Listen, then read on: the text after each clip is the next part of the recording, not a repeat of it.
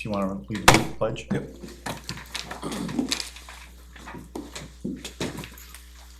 I pledge allegiance to the flag of the United States of America and to the republic for which it stands, one nation, under God, indivisible, with liberty and justice for all. This meeting to order. It's the Nottingham Planning Board, Wednesday, October 8th, 2025 at 6:30 p.m. I'm going to go around the room and let everybody introduce themselves. I'll start on my left. Blair. Nope. Blair Haney, SRPC. Danny Arsenal, Planning Board. Dirk Rotenhuis, Planning Board Chair. Drew Stevens, Planning Board Vice Chair. Adam Ryan, planning board member. John Decker, Select Board Rep. Skip Severance, alternate. Nick Principato, Land Use Coordinator. Okay, so we've got some minutes that we need to approve. Should we seat Skip? Oh, Right. thank you, Vice Chair. That's what I'm here for. Yeah, I know. Yeah, I'll seat Skip Severance for Glenn. Okay. I don't know if he shows up, but. It's okay. You can seat him for Chris. Chris won't be here either way. There you Oh, go. right, Chris is gone too. I'll see you for Chris. We know that he's not here. Okay? Yeah. Alright, so you're a So- you're a full-fledged One- voting member. One way or another. We listen to your voice, but now Thank we you. have to hear it. You're in. Thank you. All right, that being said, now that we're square away with who's gonna be on the board tonight, the minutes that we have, do we have two sets of minutes or one, Nick? One set of 9-10. minutes?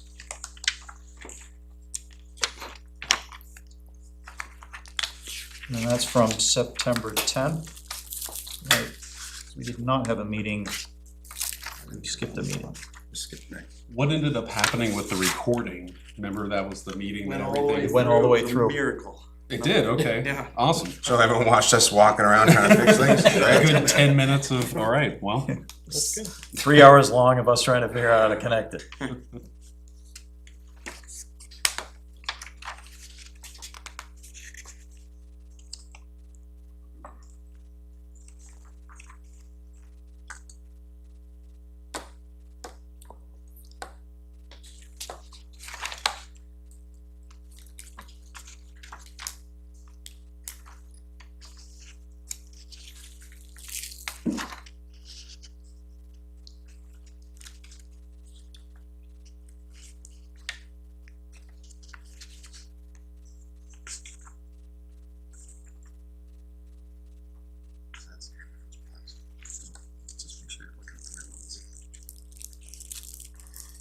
It's not it. It should be like, right here, the first, it should be the first thing in the minutes. Anybody need any amendments? I didn't find any. It's good to me. What does that mean? I'll make a motion to approve the minutes of September 10th. second that motion. Any discussion? Those in favor, indicate aye. Aye. Aye. Those opposed? Ayes have it. To our agenda, we have also a public comment period. And I recognize that we do have somebody from the public here. If you would like to make any comments, feel free to. If you're here to observe, you could do that. But if you have a comment, you can come up, seat up here, and just state your name and address, and then we can go from there. Frank Gonsalves, Gonsalves, Chelsea Road, Nottingham here. Many years ago, I went to one of these meetings and was, I came in and it took us 3 minutes to complete business. So I get 3 minutes of business. Anyway, what I'm here for tonight is to discuss road salt problems and would like to recommend no road salt on anything shallower than 5 degrees. And the police have already told me they can't drive in snow. We can talk about that down the road. But anyway, I'd like to see no salt whatsoever on Nottingham, the flat roads, which includes the Kelsey Road, which is marked low salt area. We've been hit with dumping 3 times now, where they put down a 1/4 inch deep the first time, on Kelsey East Lane. And the next time, they came down at 3 miles an hour in the rain at 1:45 in the morning, March 11th of last year, and they just dumped. They emptied the truck with pure salt. This is after Steve Rollins indicated 2 parts sand, 1 part salt, no tailing. So anyway, we've been dumped on. I've got evidence now. I had an altercation with Steve Rollins in the town office back on March 12th after meeting with the lieutenant because I thought it was criminal. And this is why I'm here.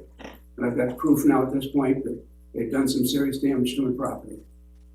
So basically, I'm requesting that if you guys are in the planning side of things, I'd like to see if we can plan and use no salt on these flat roads, which would be Curlis, it'd be quite a few of the others.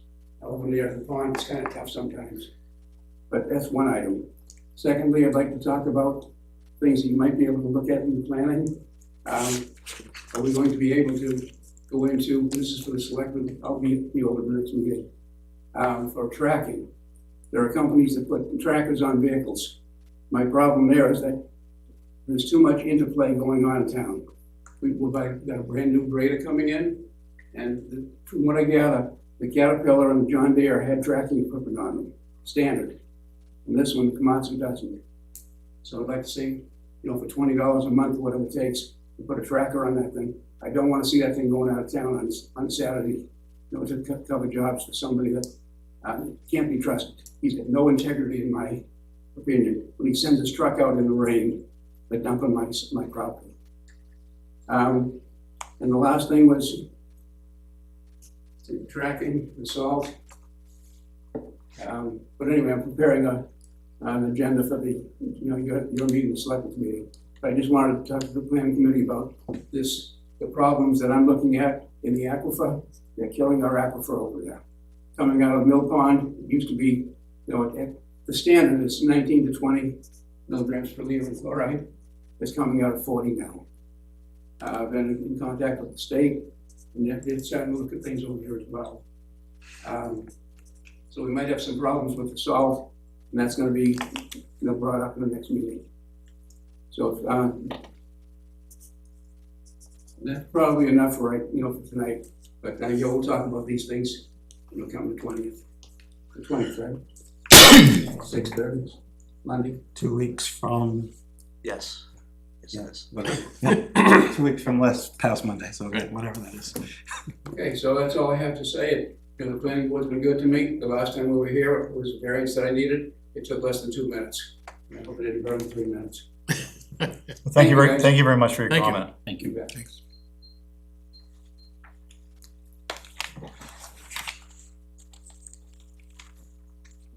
All right, let's roll into some of we don't have any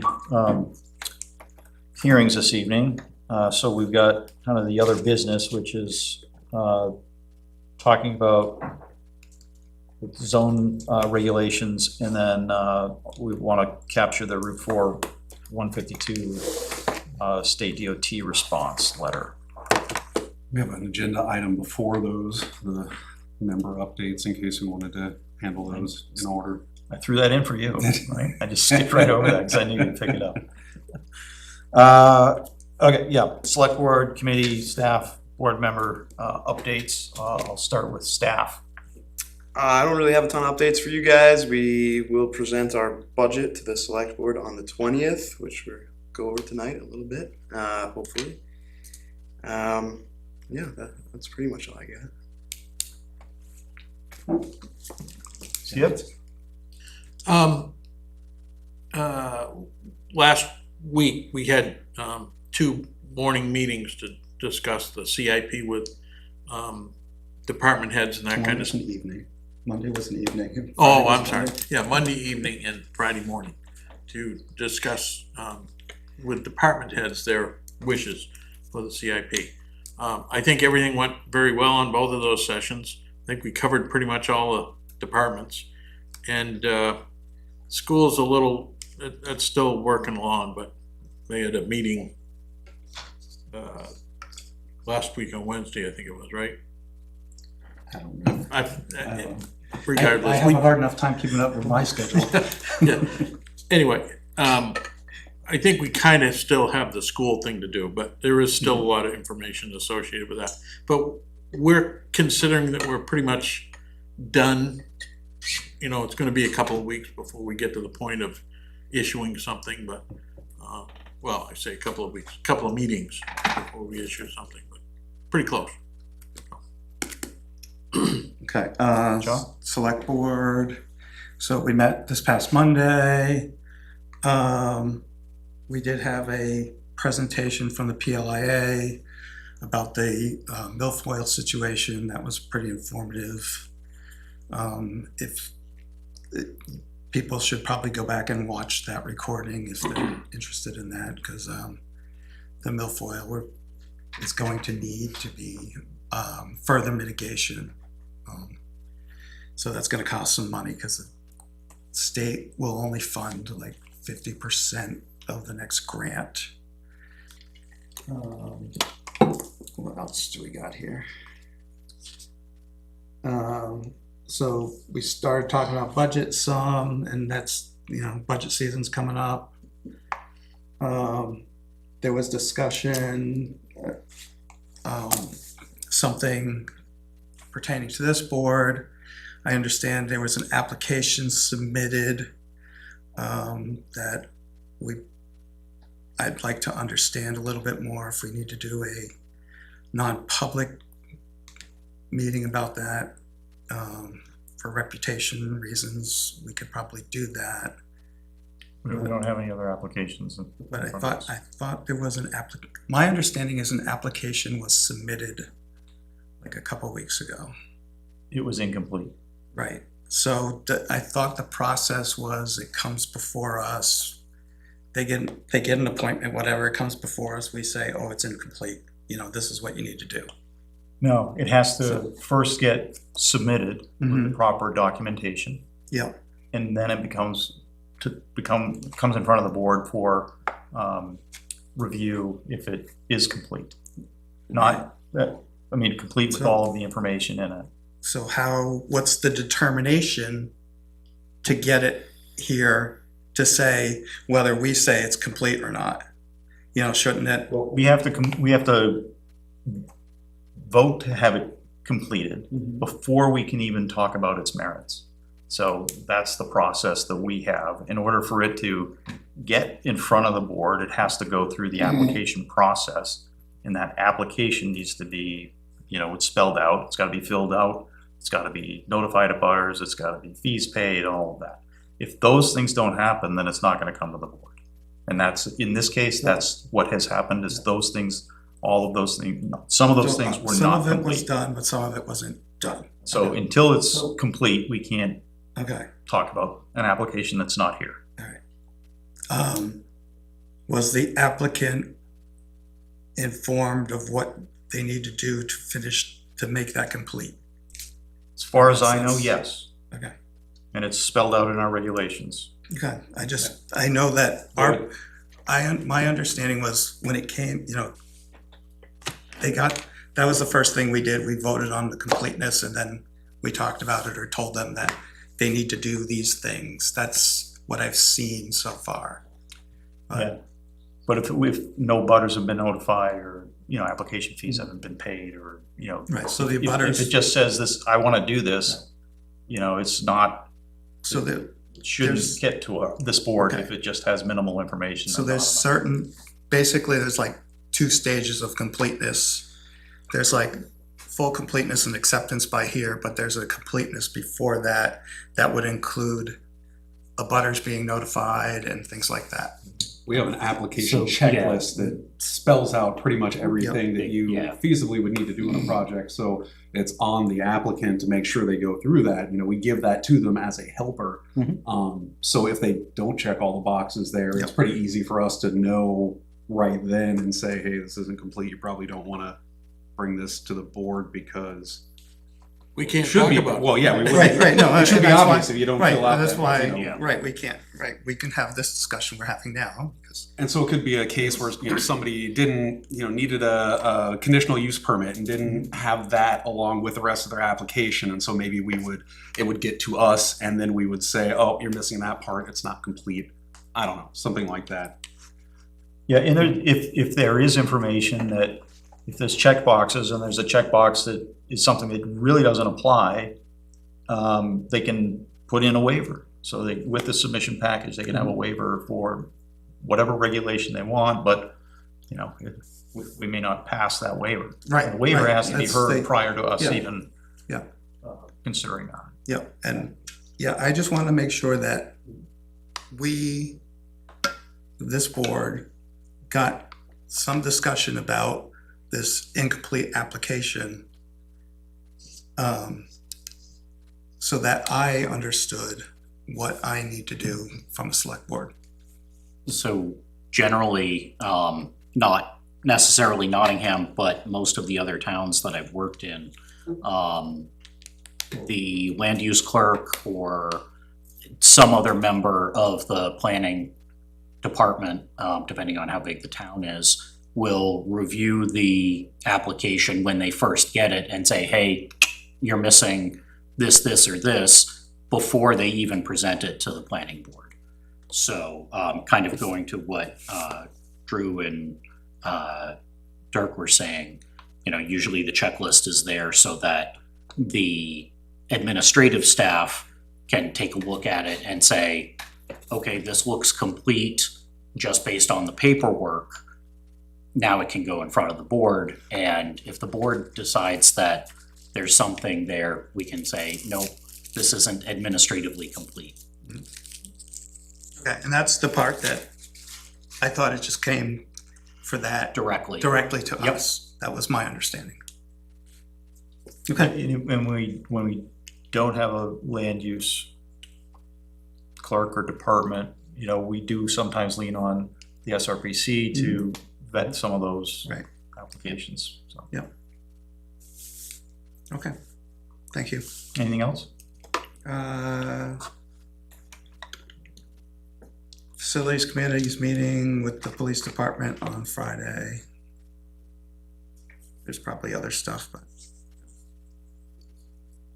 at this point. Okay. Anything? Nothing. Just a reminder that there is a community housing and natural resources workshop on Saturday, November 8th from 9 a.m. to 12 p.m. Every community member in Nottingham is encouraged to attend and give their input during that workshop. A lot of important issues about the housing and natural resources chapters that are going into the master plan will be discussed in a multitude of ways during that workshop. So please join if you can. What was the date of that? Saturday, November 8th, 9 a.m. to 12 p.m. here at the multi-purpose room gymnasium. Oh yeah, it's that way, right? Still centered on the old room, right? The old conference room. Gotta get my bearings. That's it for me. It is kind of multi-purpose out back there too. It's true, that's true. That's not what we're gonna have a community Yeah. workshop though. Those are probably not the multi-purposes that you want to be in. I just want to repeat what Nick had mentioned. We've got budgets are due for the board. We have in our packet, we'll do that, I guess, in maybe some other business, but we can entertain it now, or we can do that a little bit later, but we do need to just make a submission. So that's really what I want to do. I want to do that sometime tonight. So there was a SRPC field trip to UNH, was it last week or the week before? Very informative, very interesting, talking about what a number of communities in the area are doing to encourage housing and to maintain the character of the towns. And there was a lot of really good information there. I'm sure that Blair is going to want to talk about that some. But yeah, there was a lot of good information as far as zoning changes that were made in some of these other towns like Newmarket and Madbury in order to encourage housing without necessarily, building everything up like Somersworth or Rochester or something like that. The students there had a lot of good thoughts about different types of zoning changes or the planning aspect of a lot of that stuff, like open space requirements, making walkable neighborhoods, mixed use buildings, things like that. So. Any? No updates. Yeah, I'll continue on that one. This was a grant that we were part of with Southern Maine, and it was from the Department of Defense for the areas surrounding the Portsmouth Naval Yard, which is in Kittery. And, they have a lot of transient population going there because it's a military facility. And so they're always looking for housing. And it's become an issue for them, just the same as it is for a lot of people, in this community and surrounding communities. So we were doing our part, Southern Maine was doing their part. Part of it was to put on 2 public, engagement events. We did one in the spring, which was a panel discussion on how do we balance housing growth with natural resource protection. And that was a webinar. And then this one was about looking at examples of recent zoning or regulatory changes for housing in the area. So we had 5 commissioners give a quick 5-minute talk on what their community did. And then we had the students, the students led a discussion. And it was mostly professional people, adults, but the students, they came out as well. There were probably 10, 12 of them there. And the 4 officers from the planning club led a discussion. It was a lot about what does it mean when we don't, what does it mean to young people when there is a housing affordability problem? What are we looking for in the way of housing? How are our needs different perhaps from what the needs were of the generations prior to them? Kind of speaking to this group, we're, one generation's making a lot of decisions, but a lot of the other generation isn't it's not helping them, which also spawned a good conversation about them getting involved. Even if you're a renter, get involved in your community, and how can you get involved? So there's some really fun, interesting spin-off conversations. They did a great job. They showed up really prepared.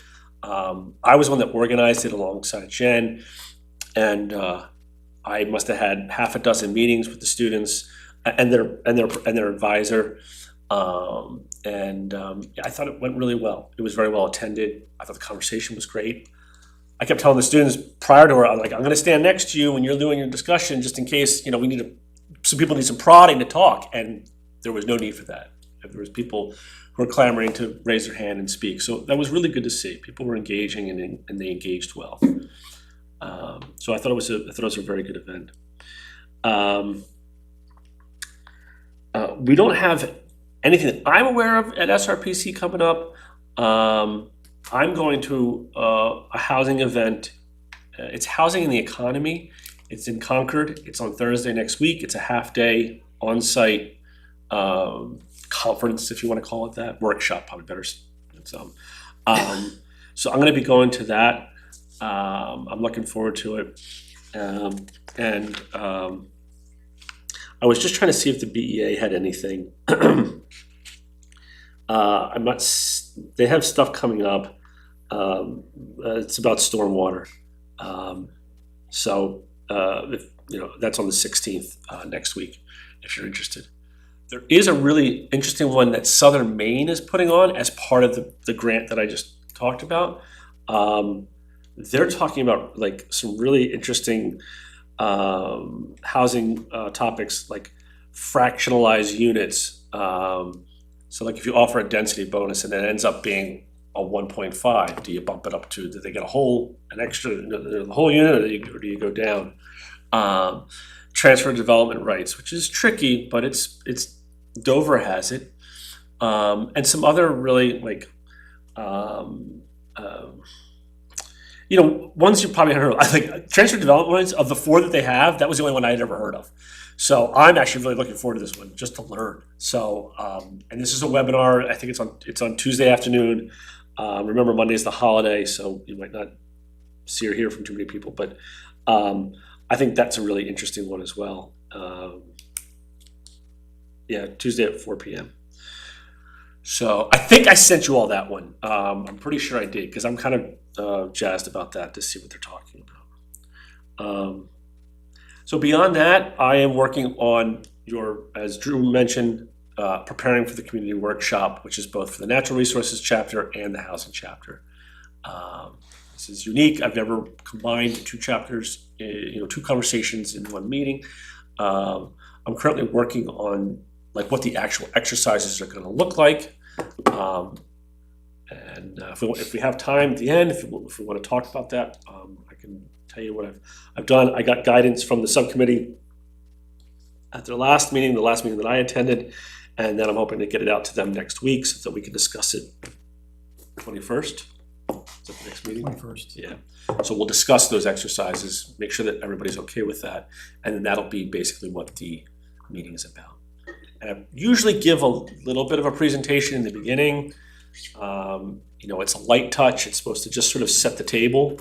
But we'll probably talk about that as well, making sure that whatever data I'm using and presenting is what the group wants and stuff. But we usually just try to sort of frame the conversation, if you will. And then we do the breakout in the small groups, and then we come back as a big group and have a big discussion, and that's kind of the 3 hours. It's usually some milling about in the beginning. We might have some little light touch exercises that you could do, sticky notes, sticky dots kind of thing.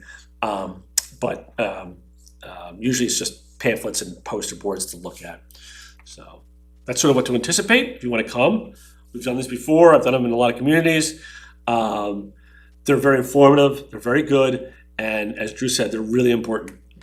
It's one of the best opportunities for the group to be heard and have that back and forth conversation. So I strongly encourage everybody to attend and tell your friends. We'll start sending out notices maybe this week, but certainly next week. And since it's a subcommittee of the planning board, Correct.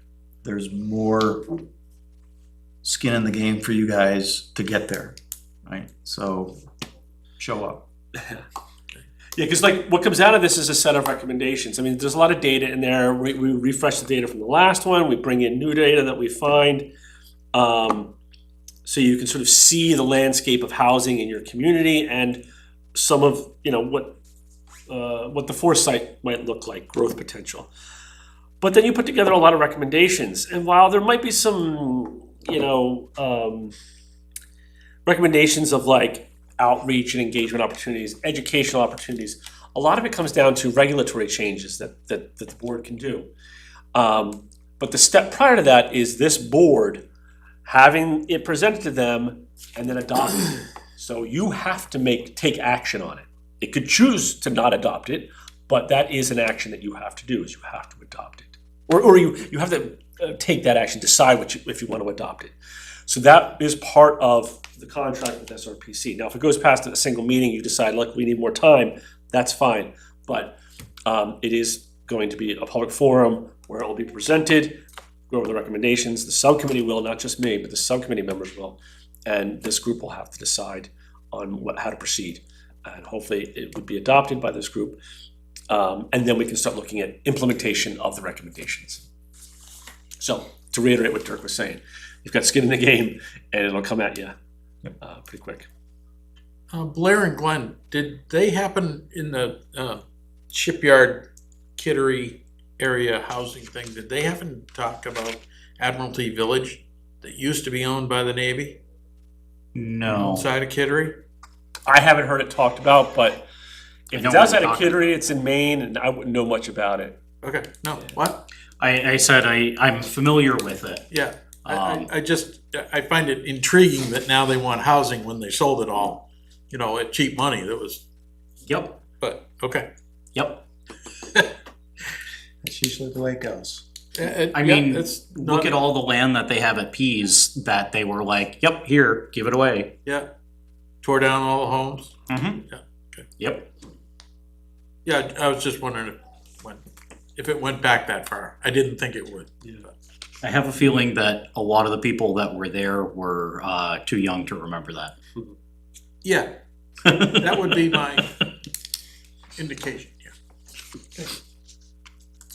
All right, let's move into some of the other business, the item that, I guess you can continue on.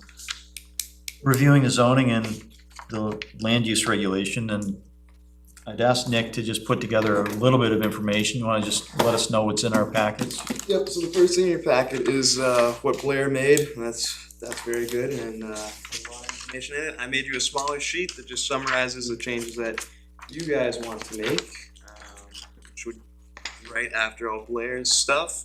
There's also a calendar of important dates that we need for zoning amendments. We have to get stuff out, and we have to start having meetings for them. Stuff like that, so definitely take a look at those. And then at the end is the email that Chris sent out, along with the secondary email that he sent me asking to be put in your binders. Feel free to take a look at them. Nope, that's good. I think why don't we just start with the dates? That's probably the quickest one we can run through, just to make sure that everybody understands what time frame we're on. So it's Monday, November 10th. That's the first day to accept petitions for the zoning amendments.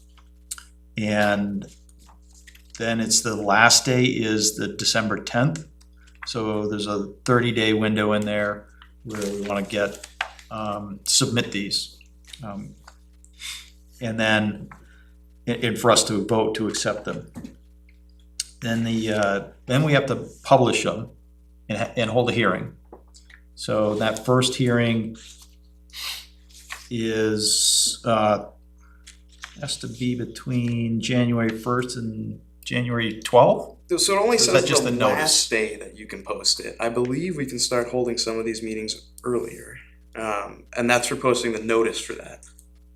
And the stuff beforehand about the petitions, those are petitions from the public, not from us. Okay. Well, I thought we have a deadline to get ours submitted. We do. The deadline to get our stuff in, I believe, is January 26th. Okay.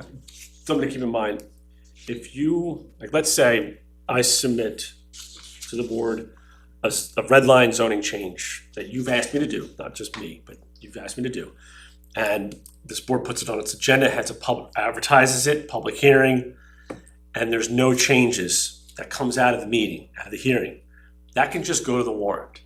But if there's changes, then you have to have a second public hearing. You have to end on a public hearing where there's no changes, so everybody knows in public what happened.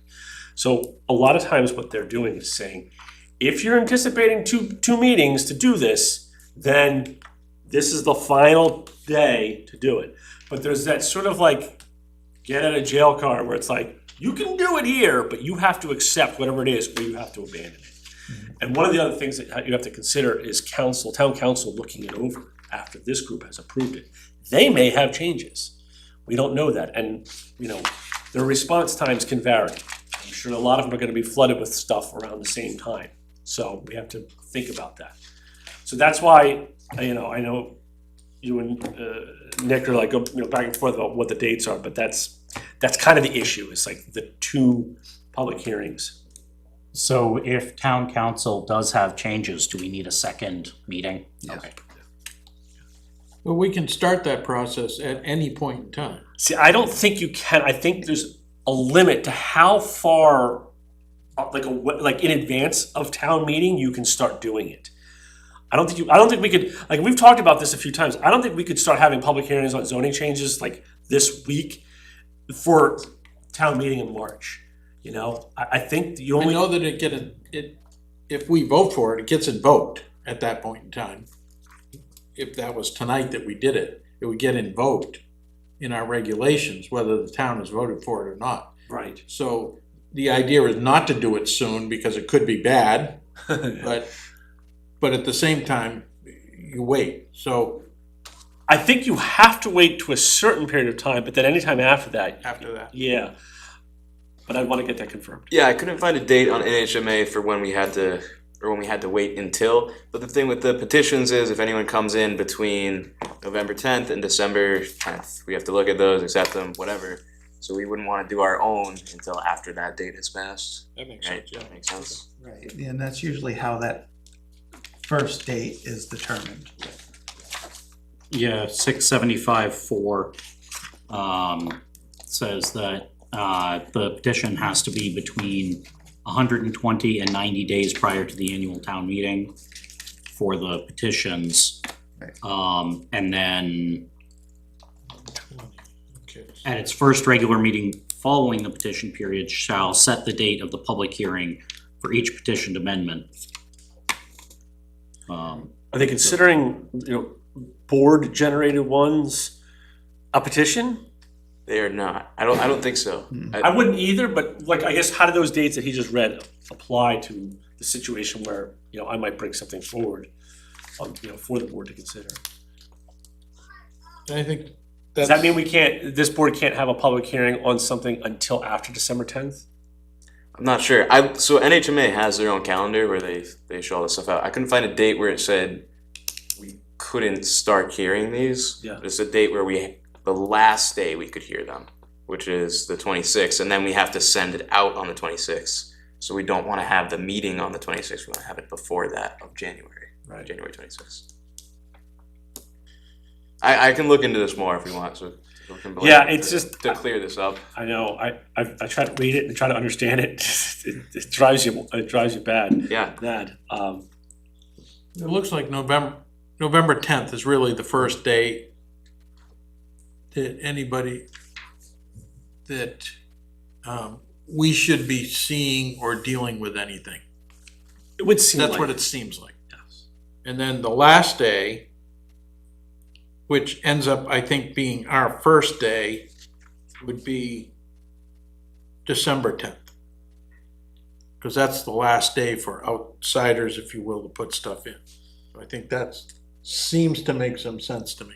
That's I second that. So maybe this group doesn't do a public hearing until after December 10th for anything. For anything. Right, I think Yeah. kind of conforms with the way they write stuff. Very clear way they write stuff. Yeah, it's like I determined think a calendar of dates would be a pretty straightforward thing, but here we are. You can't just say, this includes you right here. Okay. I thought I saw a calendar, well, that they had published out of the OSI. It was a couple years old, but it was pretty clear. The stuff that did get back up, a lot of my paperwork. But would have assumed that they had the same every year. Yeah, it's the same number of days. Yeah. I'll find it sometime. Okay, so then, other amendment items in this packet were the stuff that Blair put together. Right. And then you said you had a summary of There's those. a list of small things that you guys have talked about, as well as the stuff that Blair's talked about for what we want to do for zoning amendments. That one's a work in progress. If you guys have more things you want to add on there tonight, that's great. We can add on. Where's that list? It is after the calendar, I believe. Yep. Do you have another copy of that?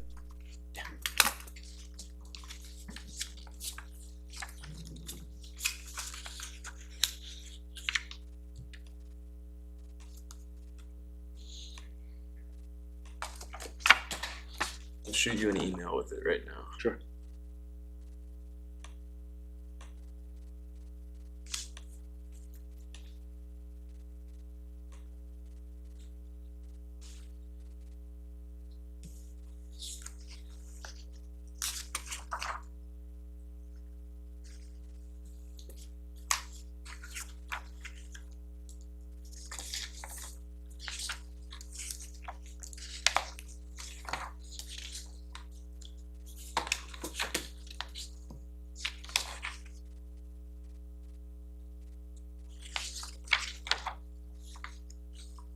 I just not seen that, it was 900 or 950?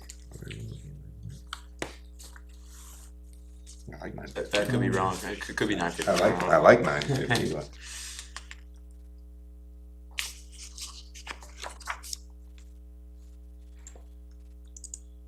Just in this one, it says 950. It's So you nine. can't limit less than Whatever 750. Blair says in his. That's the rule of thumb here. So the 1 through 8, those are the ones that Blair is taking care of. Anything that has a Has edited. HB or SB next to it. Tell So- me access. Mine won't even open right now. I don't know why from my computer here. Can you just email me the Word doc? That's what I tried to do and it went weird like that. I'll try again. Yeah, it's coming in like on a SharePoint or something because all it's giving me is a link. Blair, your edits, you put something in for each one of these sections, correct? Are you looking at the document that I sent you? Yeah. The So, red line one. yeah, those are, the red line stuff represents the changes. So whether it's crossed out or underlined. The ones that you haven't seen yet, that we haven't talked about, are the last page or 2 pages.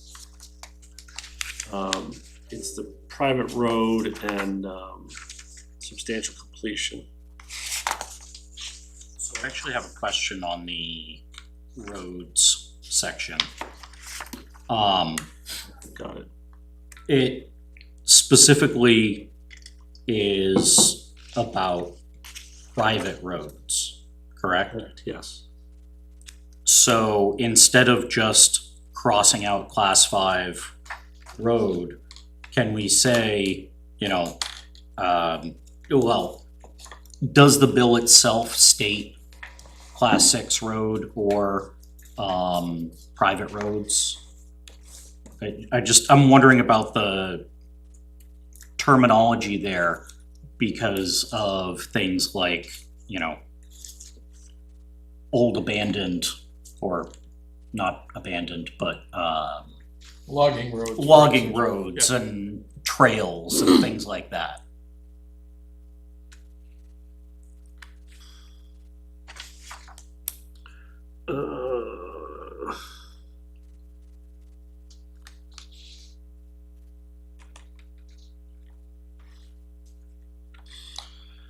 So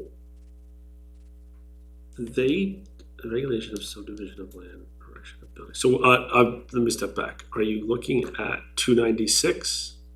Well, I'm looking at both of them, the 296 and the SB 281. Because it looks like they're substantially the same. And it seems like they've made the distinction that class 6 is the same as a private road. Yeah, I'm not sure that's true. that's correct. Technically, it's not. Because you could have a class 5 that's still private. Yeah. It's meeting the standards of a class 5. Yeah. But it's still in private ownership. But I'm This talking is class specifically 6. about, stuff that doesn't meet the typical, class 5 construction standards. You got these last because it took me the longest to understand these, and I'm still struggling, so. Alright.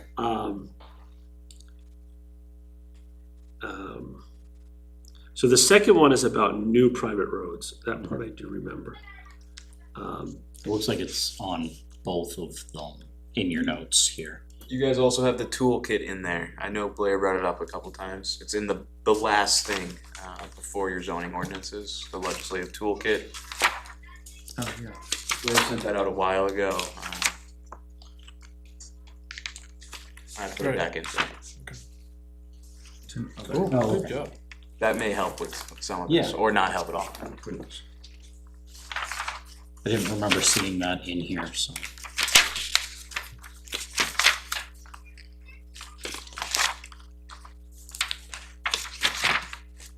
Oh.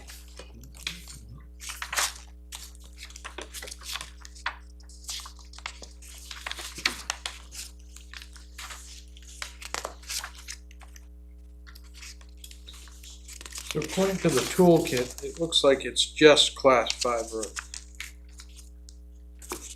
I don't see anything about private in there, which at least makes some sense. I'm not saying this legislation makes sense, but. So the other one must have been for private roads. Kind of the title.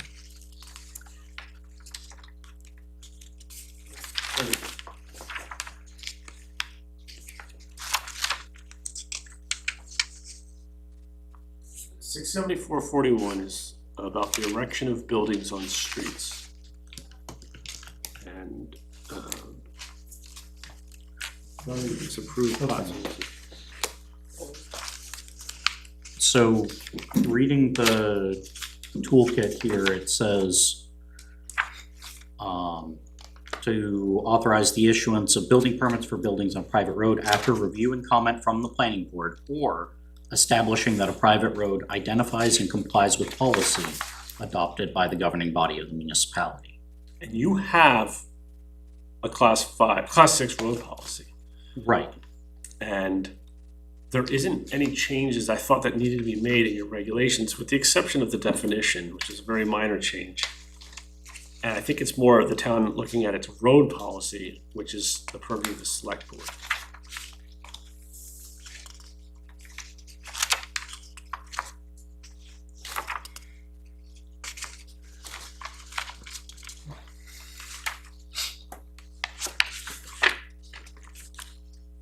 So.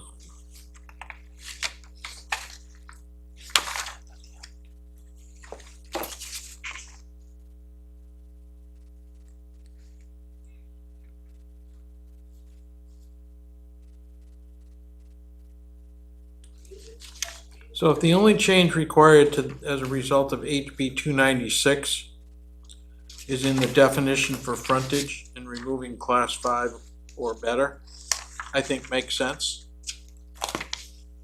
It's, If we define road, what's that? if we define road, Define frontage or road. well, in this case, it has to do with the definitions of, and then its frontage. Yeah, we're changing the definition of frontage. So Glenn was asking the question, if, I think, I don't wanna speak for him, but, the term road in the case of a, I don't wanna, a logging way, that could be termed as a logging road, I don't think that would be appropriate, Right. right? That's exactly what I'm saying, is that, you know, somebody could have a prescriptive right-of-way, and do they suddenly be able to get to build on that, Right, you know? right, I don't think that that's appropriate. No. Not proper. And so instead of just changing the definition to bordering on a class 5 road or better, you know, I'm not exactly sure how to state that, but, And I think length that, of lot bordering on a public or private road.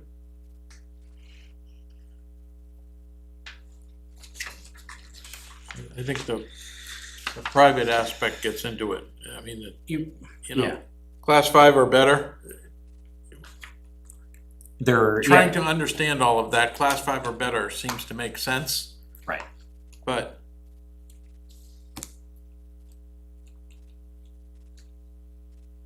because that would allow 152 to have frontage, that would Mhm. allow all those others, 4 or yeah. any of the town roads. Which then means we don't change it, but.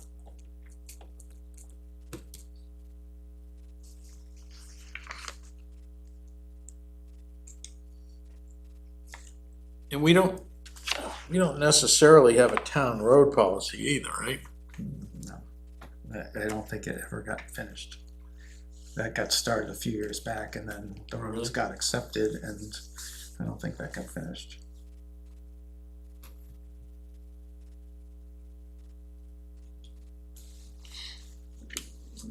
So we're thinking maybe we don't need to change anything.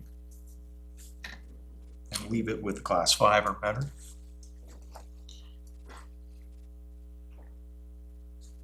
Well, that would then, I don't think, be in compliance with what this is saying, because what this is saying is that communities need to have a process to allow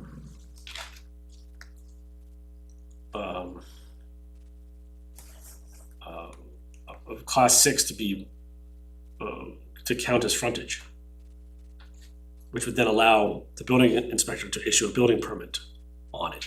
So then do we If say you don't class have- 6 or better? What's that? Then do we say class 6 or better? I guess you probably could say that, yeah. That would be, Because there are some that wouldn't, Right. trails and Right, things like don't that. that wouldn't qualify, even- don't necessarily qualify as a right, class Is that 6 getting road. at what we were trying to? yeah, and Class that's, 6 road is defined as, and, you know, given a classification, so if it doesn't have a gates and classification. bars and so on and so That's- forth, yeah. So Blair, if we changed it to class 6 or better, do you think that that would get us copacetic?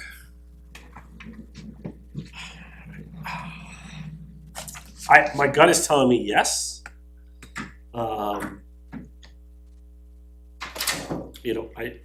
If we approve this, obviously the town council will have a look at it, and hopefully they'll let us know if we're not meeting what we're supposed to be meeting, to be in compliance.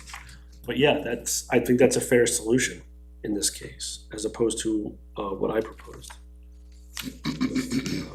Well, I think that's reasonable. I think if we go with the class 6 and then, you know, if we can flag it for the town council to just take an extra look at that. And by saying that, by saying class 6 or better, you're capturing private roads, correct? Yes. This world of roads is just very, Well, no. No, private roads are different from Class. class 6 roads. Yeah. So, But class 6 roads can be private. Right, correct. can be, yeah. So it's subject to Gates Bars and bars. gates, or gates and bars? gates and bars, thank you. Not gars and baits.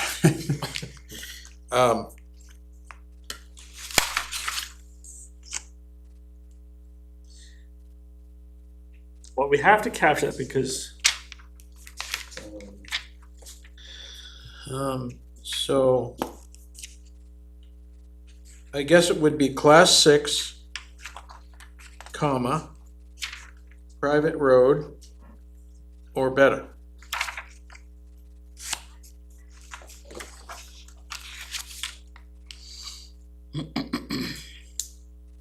So a logging road wouldn't count as any of those. Well, as we go through this, you know, it's difficult to say how it's gonna be handled, Sure. but those that are identified as class 6 roads,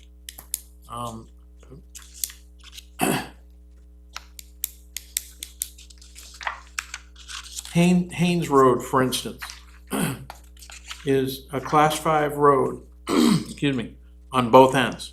But there's about 150 feet in the middle that is a class 6 road. The road has been widened over the years so you can get around it, but there's a big ass rock there. And that nobody wants to mess with it. But as that road has gone from class 5 to, well, a lot of it used to be class 6. Now there's only a short portion because people have owned properties, frontage on that road, have subdivided and brought the road up to class 5 to that middle point, if you will. And I think that's typically the scenarios that you find, is that any of those class 6 roads at some point in time are gonna be swallowed up in some way, shape, or form in subdivision, and then the road's created to be class 5 again until you hit that point that you can't get beyond. Swamps, that kind of stuff. So one of the things we have to consider, I think this is gonna change things, is that when we look at, you know, the Res Ag district of subsection 2, requirements, no lot shall be less than 2 acres in area. Each lot shall have a minimum contiguous frontage of 200 feet. And it doesn't say on a class 5 road. So if we say if we redefine frontage as being class 6, that means someone could do subdivisions without having to bring a road up to standard, because we've defined frontage as being class 6. Whereas if someone wants to come in and put a cul-de-sac in, they have to meet class 5 standard, because that's how you get Right. frontage. And that's how Haynes Road is doing what it's doing. Yeah. The The goal of this is to, if you have land on a class 6, you can get a building permit. I don't think it's meant to be for subdivision purposes. Well, and that's kind of one of the things that I wanted to bring up, is the fact that, you know, if any private road or class 6 or anything like that, you know,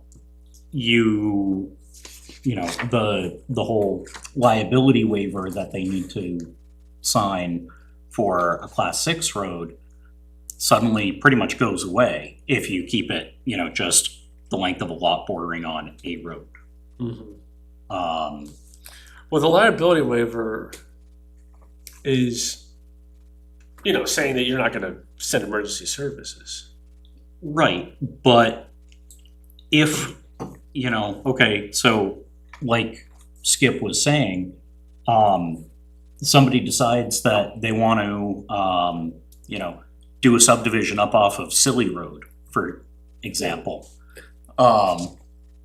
You know, they suddenly don't have to bring that up to a reasonable standard. Right, and I don't think that's I don't think that's the intent. right, exactly. This is just to allow people to do it, and I think what they were trying to say is, the statute is, in order to do that, you have to come here, make a stop here, get recommendations to go to the select board to then get the permission to build on a class 6. This is saying you can establish a policy and it can go right, you know, you can kind of skip the step of the planning board and just get the building permit, or go to the building and, just get the building permit. As long as you do the waiver, or the liability waiver. Yeah. But you need a roads policy in place in order for that to happen, and we do not have one, right? I thought you did, but then somebody just said you didn't, and I'm wondering if we were talking about two different Probably things. have or- one we were gonna do a major update like a couple of years ago. So, let me see, we probably have one. We have a but I roads don't- map. Roads map. with We have a all- roads so I map, assume yeah, there's some but sort of policy we that probably goes have a with it. policy, but it's, Yeah, policy, Probably building needs to be- permits on private. Wouldn't we be protected for, you know, the condition where you would say subdividing off of this, is that none of the other things would meet our subdivision regulations? road maintenance policy. They came in for an application for It's not. a subdivision off a class 6 road, Yep. you know, is there drainage? Is there, you know, are there ditches? Are there, you know, is there wet, you know, anything else like that would have to come before our board anyway. If you got an aggressively pro-development board in here, you know, they could just waive all that. Whereas frontage as a definition is part of your zoning, and that has a higher, you know, you gotta meet that if it's class 5 or better. We, Yes, you're right, but there's a scenario. an unlikely one, but there is a scenario that perhaps it would, heavily reduce the path forward, the resistance forward for that. Because you're right, you do want all those things established, detention ponds and stuff, culverts. We So John, John, I have something here. This is what it looks like at the top. I don't know if you can see this. Just as a handwritten date, it says policy of the select board regarding building permit application on private and class 6 road. So, yeah, I have policy of the select board regarding building permit application on private and class 6 roads.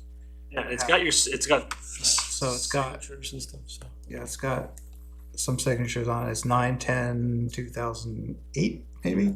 18, sorry, 2018. Yeah.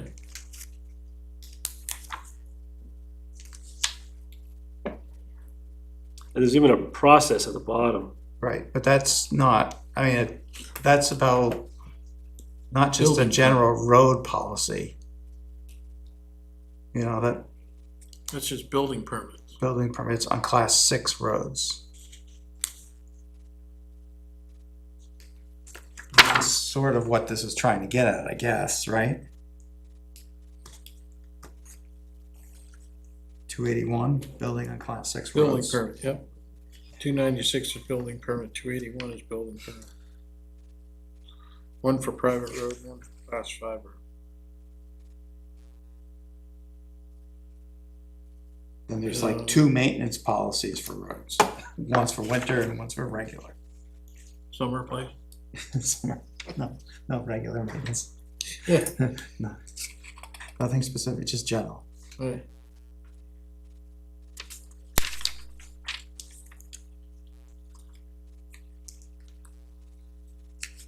All right,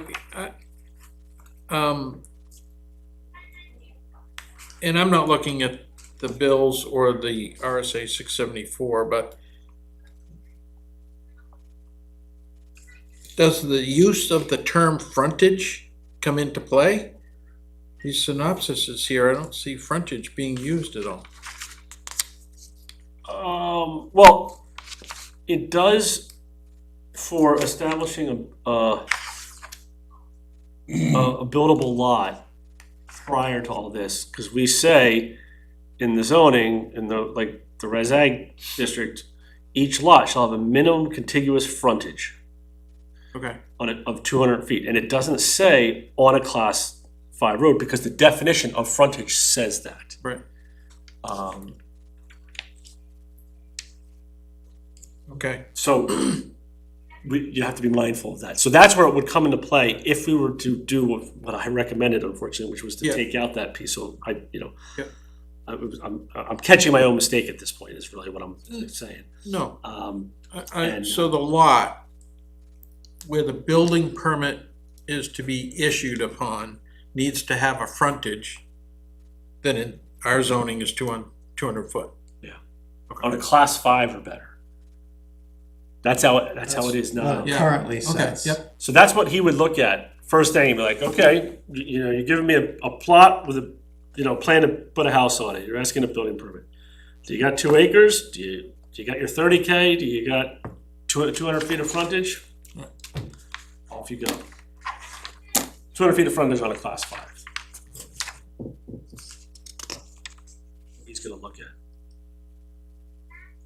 so I think putting all, the class 6, private road or better would be appropriate, I think, in this case. Using what we presently have out there for frontage requirements and that kind of stuff. Yeah.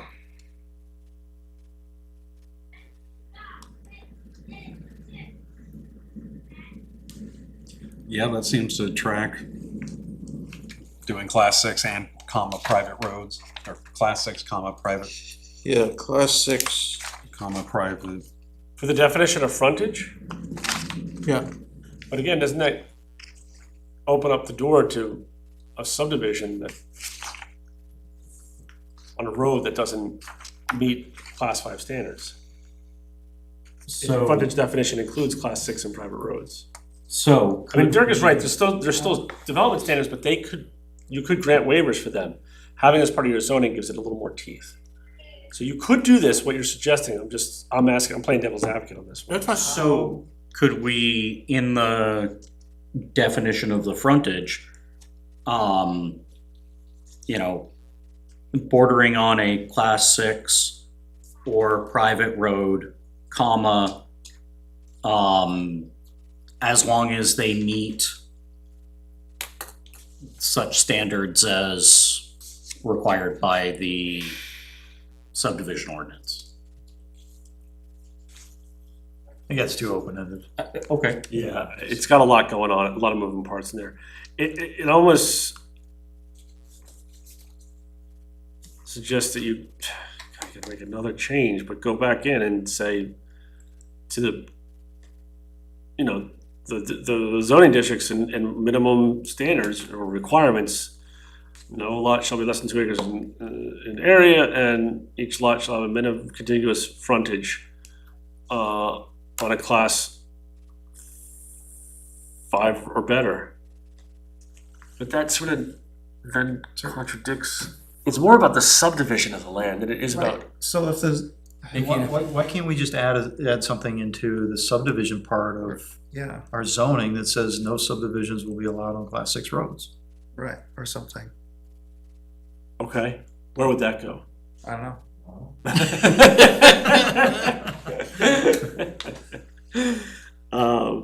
Or, right, yeah, something that defines the frontage on, for subdivision to be on class 5 or better.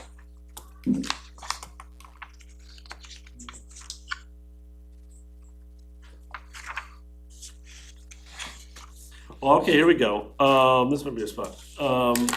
If you go to the C Res Ag District, Is that Article 2C? yes, which is page 3, but go to page 4,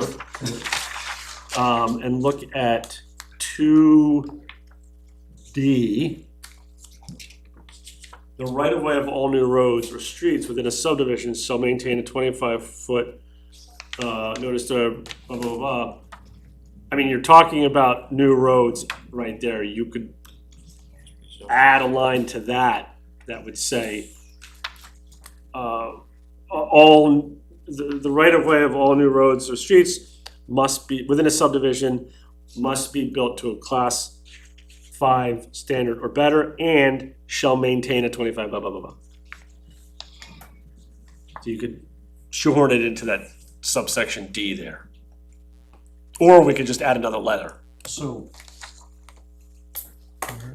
just looking at, It's the top of page 4, the very top of page 4.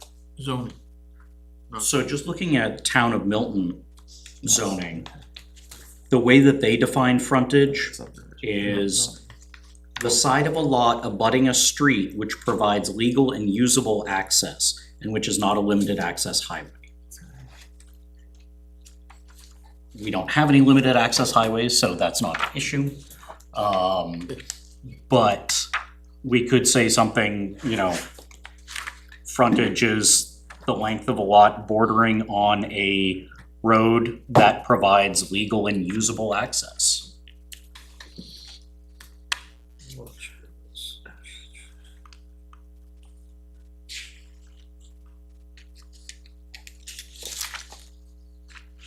do you think of that? I'm still thinking. Yeah, I mean, we don't, in our frontage, we don't talk about access. We don't connect a dot between access and frontage. True statement. We've been thinking about it more from the, just, you gotta, Yep. we want you to meet this minimum standard. I mean, there is truth, I don't know if elsewhere in the regs that it says you have to take your access on the frontage. Subdivision, I think, says Subdivision. that. The subdivision but says not that, zoning, but not zoning, okay. if I remember right.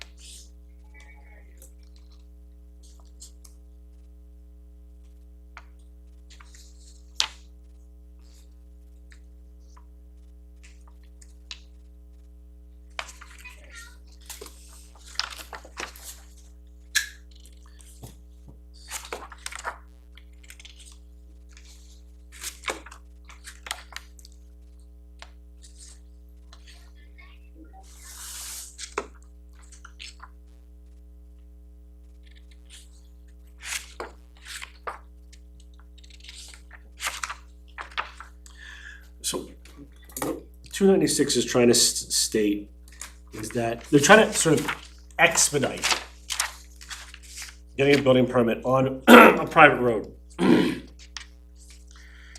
Which right now involves having the planning board comment to the select board. You can remove that part of the process by establishing a private road policy, which it seems like you have a private road policy, but it includes that step.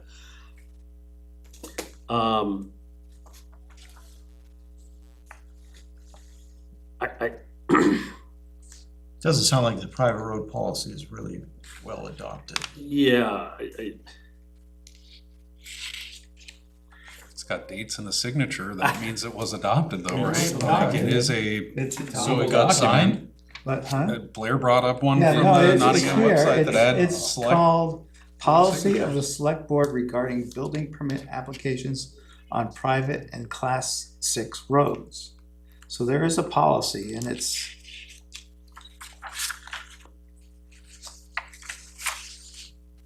And I mean, it talks about Class 6 roads. The location, size of the lot, and its relation to the private or Class 6 road and the Class 5 or better road, which allows access to the private or Class 6 road. Location, grade.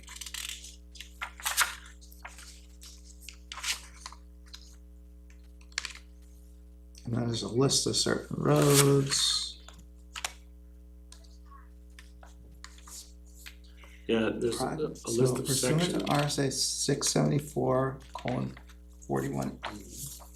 So it seems like we don't really have to change I was anything gonna say, for HB 296, right? Because We already we've got a have this. policy, even if that policy says they have to come before the planning board, that's still policy. a policy. Yeah. Policy, yeah.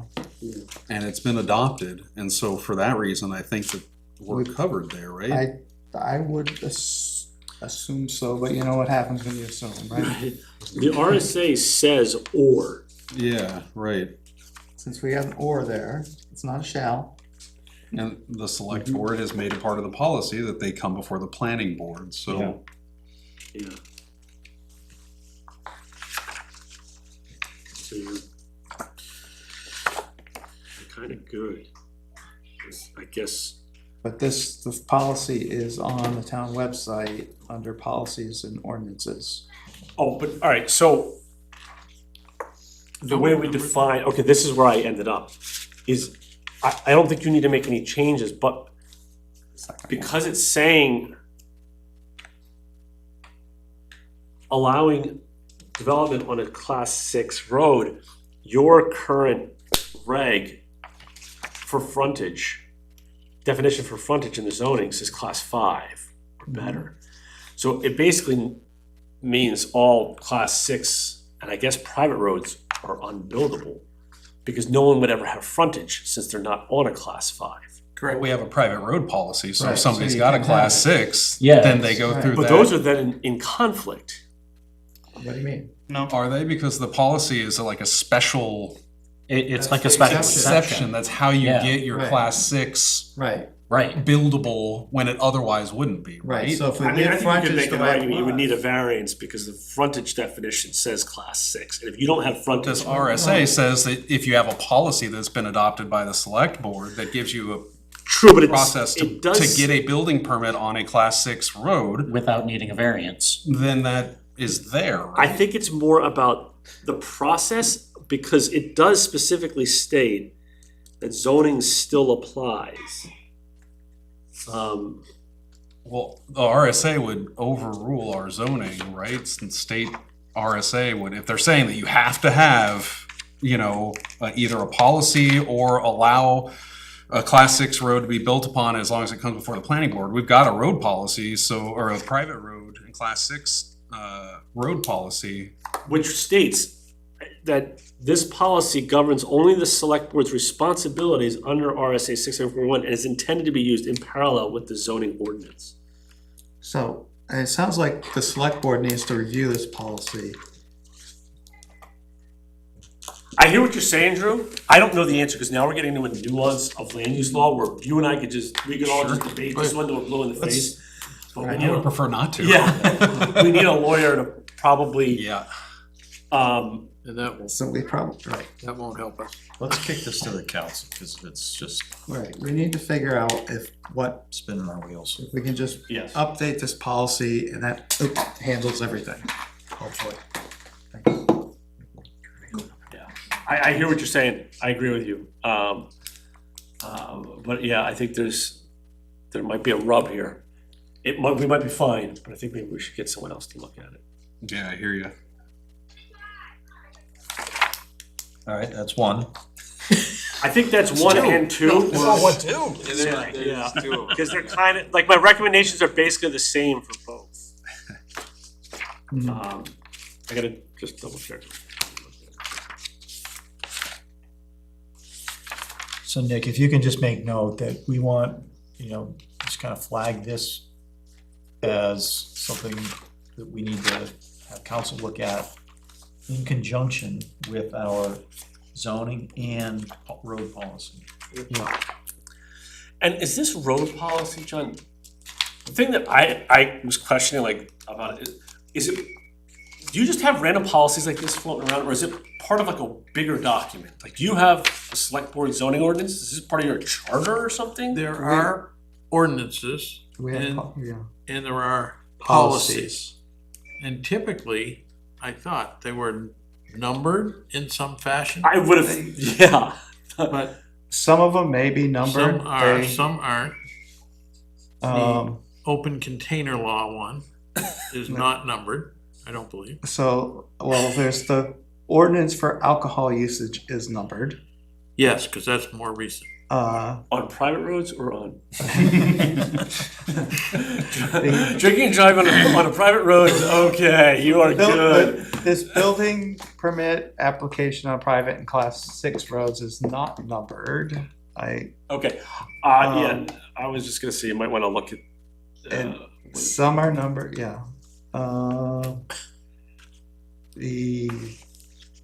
Just for reference, road maintenance policy. Road maintenance policy does not, I'm not sure the policies themselves actually have numbers. Oh, that could be. And maybe some of the ordinances have numbers, but the policies don't. They're just titled. That sounds like something to look at too, no? Difficult to they? reference. Right. I mean, I Seems mean, like it at least just- the road policy is worth. Do they actually need numbers? I mean, they have titles, so. That's the Board of Selectmen's issue, not the planning board's issue. Right. But we would like to see the select board take up the road. Yeah, so Policy I think we should, I mean, it's part of this recommendation here. Select board should also review town policy for liability waiver, just that, I don't know.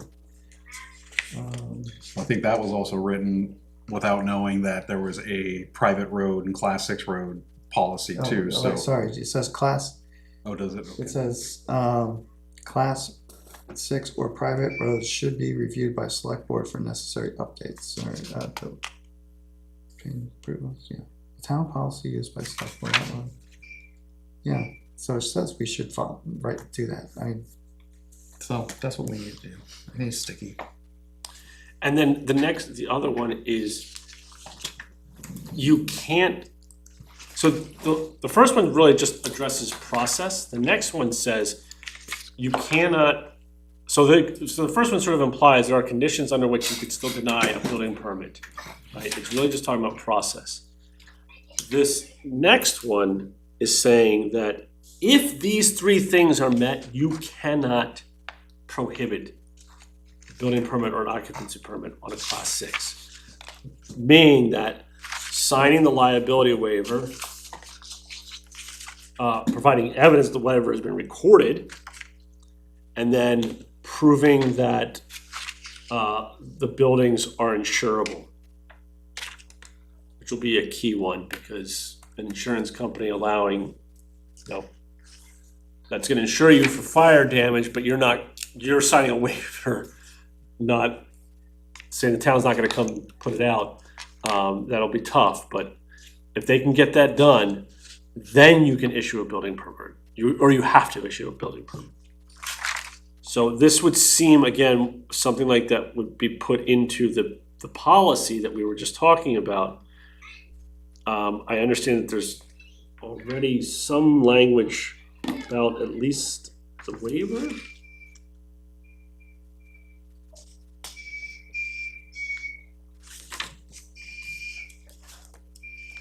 Yeah. V8, notice to be recorded prior to the issuance of a building permit authorized by the board. The applicant shall produce evidence that the required waiver of liability has been properly recorded at the registry of deeds. As part of, because that's not in this document, John, wherever that waiver exists, you might want to make it part of this policy and have that reviewed as well, Yeah, to make sure it's meeting what's intended. That was considered the Bonzer law. what, the waiver or the, Yeah, liability waiver was introduced oh, by yeah, the Bonzers.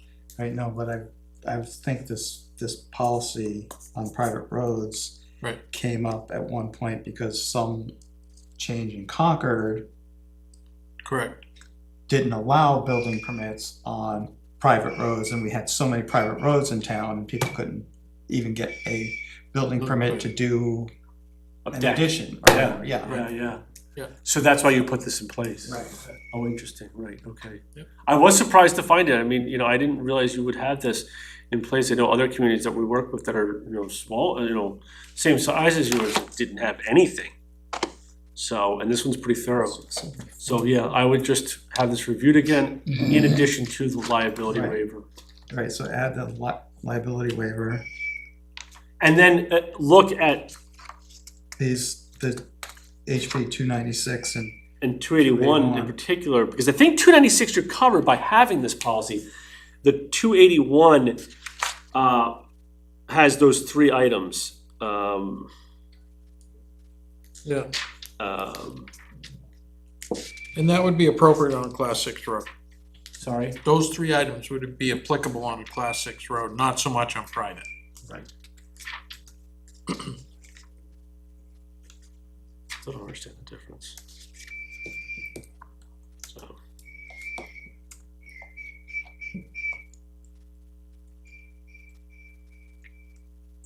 All right, now I think we're done. Those two. The last one is about, oh shoot. Where is it? Vesting? Yes. Another one that I took forever to wrap my head around, and I ended up just landing on a full repeal and replace. So Not apply. you have in your subdivision regulation, and I believe in your site plan regulation, but I gotta double check. You have 11.6 active and substantial development. And what you see is crossed out in red is what it currently says. I am recommending that you keep the 11.6, but then add it in as shown here. And this is copy pasted from the RSA. Didn't find any reason to change it, and it and as far as I could tell, it still held on to what you had originally had.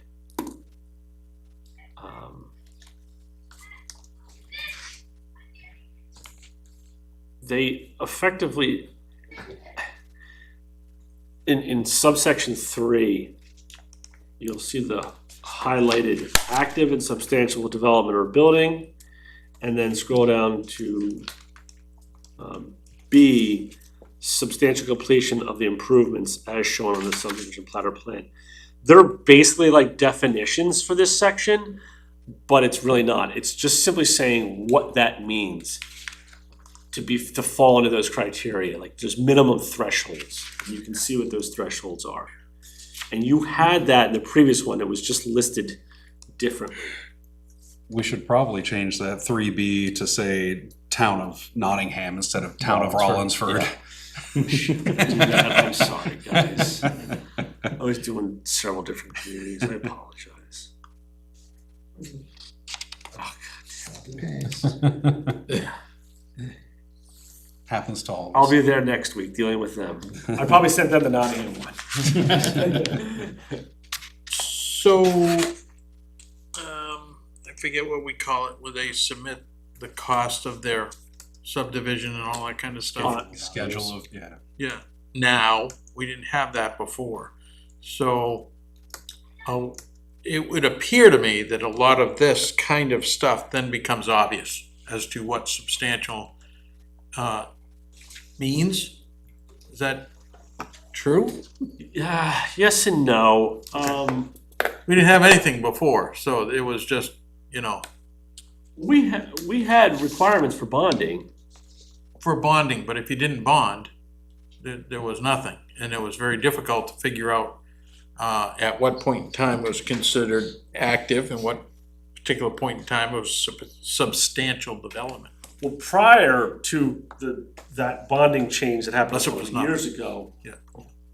it was supposed to be established at the approval, Mm-hmm. time of approval, and they gotta put it up before they can get any permits from the town. Now they can do the development, and then they only have to put up bond for what's left when they wanna sell a lot or ask for a building permit for the building, not the infrastructure. This is about vesting and protecting their land from changes that this board may make. So once you reach substantial completion, Okay. changes that are applicable, like if they come in and do an amendment, they don't have to comply with zoning if they've reached new zoning that's happened since their original approval Right, at the time of the amendment request. all right. When they're vested, it means nothing can touch them. They're off, they can have, their property is protected under the approval for in perpetuity. That's what this is saying. Okay. Bonding is just about putting up money to do the infrastructure, so if they go bankrupt, you have some money to go fix it. That's a different thing. Okay. And this specifically states that putting up a bond does not count towards substantial completion. It says something like that. But what this is saying is that if they've moved along in a period of time and gotten the road in, the drainage in, you know, and they meet these thresholds, then they're protected from changes in regs.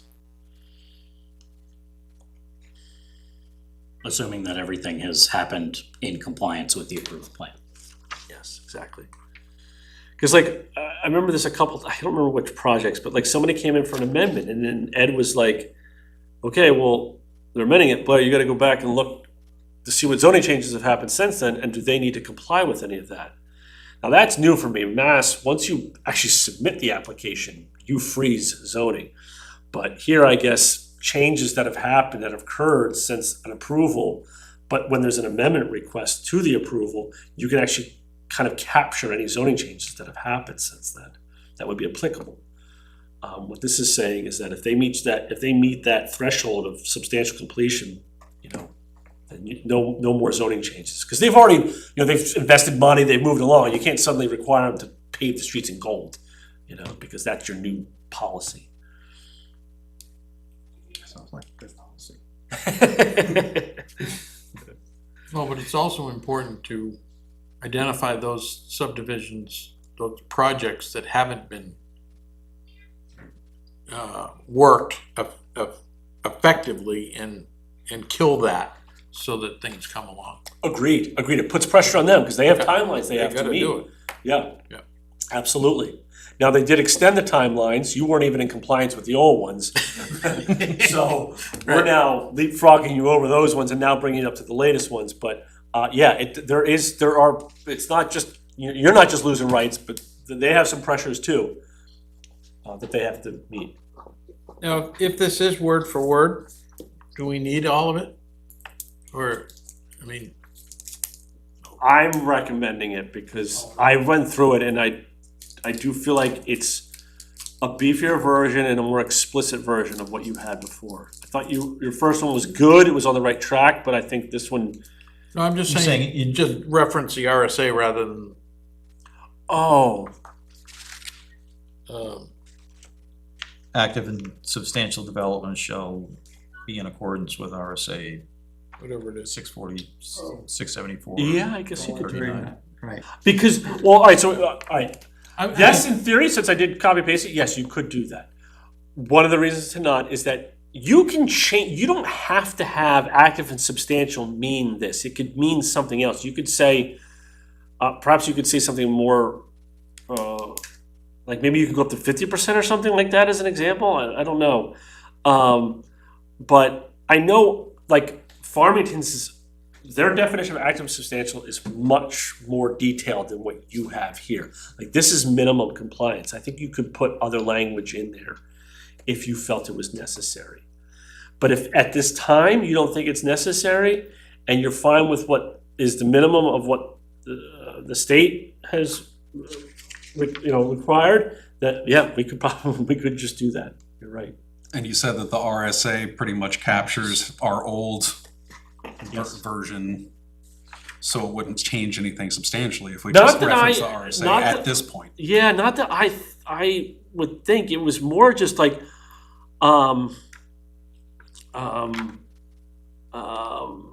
yeah, what are the triggering times? And it says at least 25% of total infrastructure improvements. And I think that's what you had before. Yeah. It's like the first sentence. That's what it looked like. So it is interesting, though, that, our old version has, or our current version has, in accordance with RSA 674:39, and our new version says that exact same thing. So I'm thinking that the last one was a cut and paste from the minimal we had. Probably. And so we're doing that same thing again. Yeah.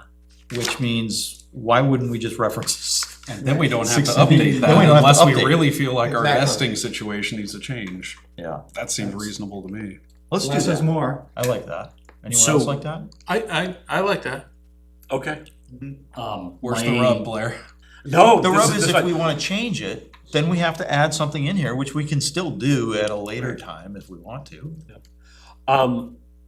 I think for your and the clerk's purposes, if you're just gonna reference it, I think you still need to have the language that people can see so that they know what they're voting on, but maybe just double check, Sure. Yeah, I'll look into making them. Yeah, my You're only, sort of sending people I to don't another know how it place works. to get information. Right. You just gotta make sure that, Yeah, you can just put it in parentheses or whatever, that's not parentheses, but quotes out of 674 and then italicize it or something that says it's from that. so just make sure that This. what you guys are gonna do for the warrant articles, how it's going to appear. Right. Because a lot of times, the warrant articles, some communities don't put this red line stuff in as the warrant articles, they just give you like a quick blurb or a summary. Yep. But you have to have publicly available, like posted on the website or available at the library or here, you have to have the full thing done. So just make sure you're meeting all that stuff, because that's kind of like where I end and you guys begin, as far as this process. So, And that is important. Well, it is, yeah. the other thing that's important is that the people that are approving and going out and viewing this stuff have it too written down. Right. So it would help if it is in there. I mean, that's a benefit of having that language in our regs is that, but we also have these books with us too, usually. yeah, just coming at it from a perspective of somebody who uses this stuff a lot, having it all in one spot is really useful, rather than, okay, I have to go check this RSA, I have to go check this RSA, having the multiple tabs open, as it were. True. Yeah, Dale would probably say the same thing, but, Nix that idea. I feel like the vesting part of things probably isn't coming, like, how often are potential developers gonna need to access that? And how much is that really gonna be an impediment, as opposed to, like, keeping our zoning ordinance from getting longer and longer? Is our, Right. oh, go ahead. oh, you know what, this is site plan anyways, so this is internal. Oh, I just, Yeah, this is, I know. Is, You can do whatever you want now, that's. has our zoning ordinance gotten to the point of being interactive yet, so that all you had to do was click on that thing and you get it? Newmarket's got a pretty slick one Yeah. online. RSA. It's easy enough to do. It is easy enough to do, it's just whether. I asked, I was having a little email chat with, is it Beth? Beth that does the, Yeah, the minutes. about perhaps redoing the Word version, because it's getting, the formatting's getting real wonky. And most importantly, what I would love to have is a clickable PDF. So at the very least, we get that. So you can click titles and it brings you to the section, because we don't have that right now, which would be helpful. But yes, this is site plan review and subdivision regs, so. You can do whatever you want, So that's just a public hearing that we'd have to hold for that one anytime. anytime, so. So did we just do 3? Yes. I have one other one while we're in this document, and this is exactly the thing that I wanna, it's the exact same thing you just brought up about just referencing the reg. The ADU section has so many changes, it's gonna look silly, and I'm sort of wondering if I should just do a repeal and replace. The only reason why I don't know that you can just reference it is because we have chosen to go up to 950 square feet. Whereas if you don't say something, I think the default would be 750. I think we're changing some of these things, we should have it written Yeah, oh yeah. in our regulation and not reference just, But if it's verbatim, yeah, if it's verbatim, yeah. I was thinking about just repealing it and replacing it with, With the text, yeah, but with some of these changes. not, you included can't, in it. we're not gonna use the reference, but we're gonna replace it, okay. You're talking about it more from a like formatting and how it flows to just repeal and replace the whole thing rather than trying to do all these little individual edits to get it up to where we want it to be. Exactly. Okay. Because someone was saying that each one of these crossouts have to be a repealed line.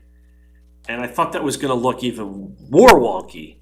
As in it has to show up in the new regs as crossed out and repealed in Yeah. the date? Oh, that would get real messy. Oh, yeah. I think you Yeah. might as well That would- repeal if the that's whole the case, section. then- That's why I'm saying, Yeah, maybe that's let's cleaner. repeal and Yeah. replace the whole Yeah. thing. I don't necessarily agree with that, I don't know if that's necessarily true, because that's not what we've been doing in the past. I know we've just been deleting and typing out a new section.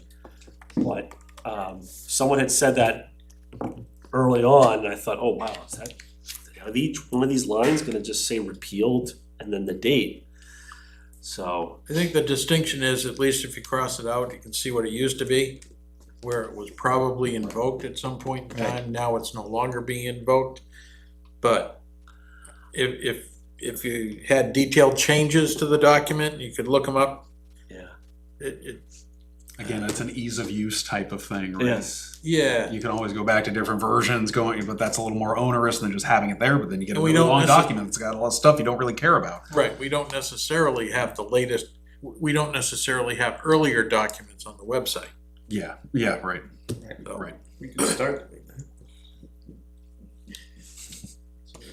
I was gonna say, I've got a copy of the Throwing it out 1975. you're just adding. Let's just get our current ones right.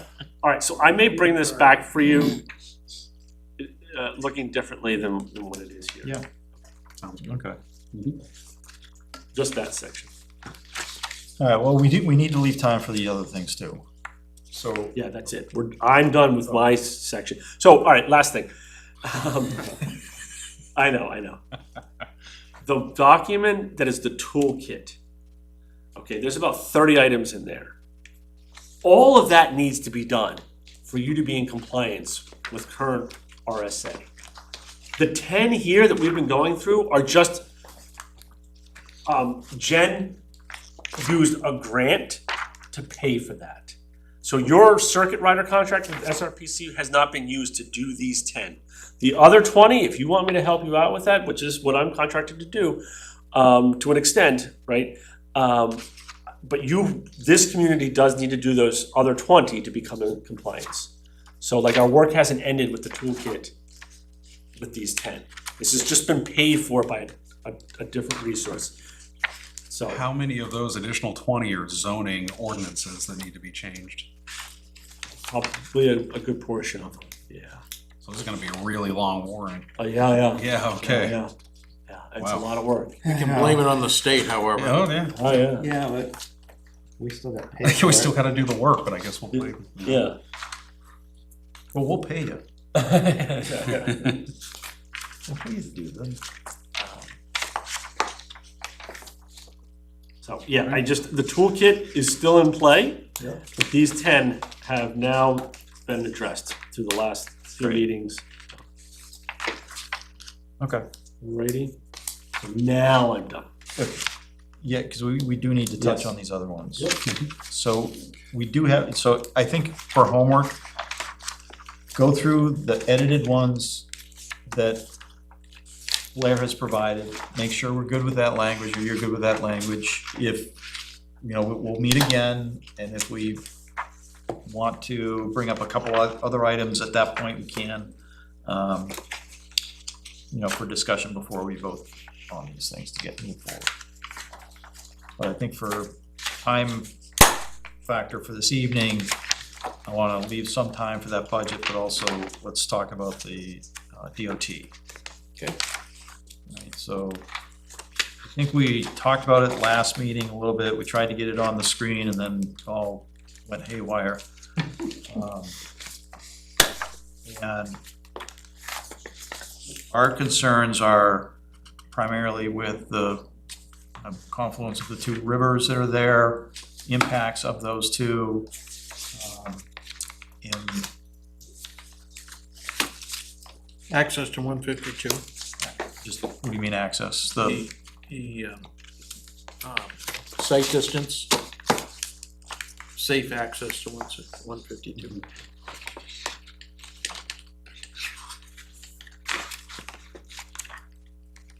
And there was a third one. The road itself. Yeah, well, they have two alternatives right now. One is just, a signalized intersection, and the other one's a rotary. The rotary looks like it takes up a little bit more land mass. We didn't get anything from Northwood though, right?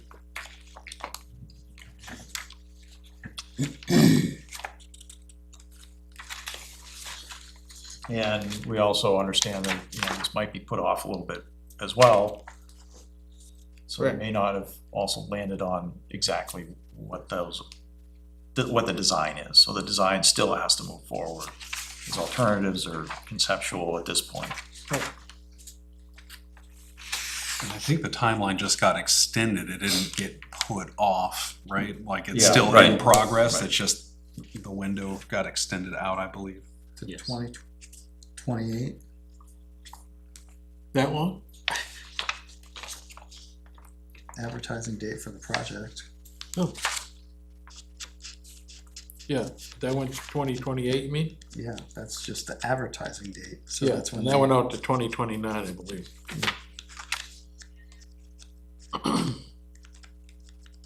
So yeah, the other, I think we should also mention, we might have talked about it with the conceptual, maybe not the conceptual, but the Northwood subdivision that's gonna be adjacent to this area.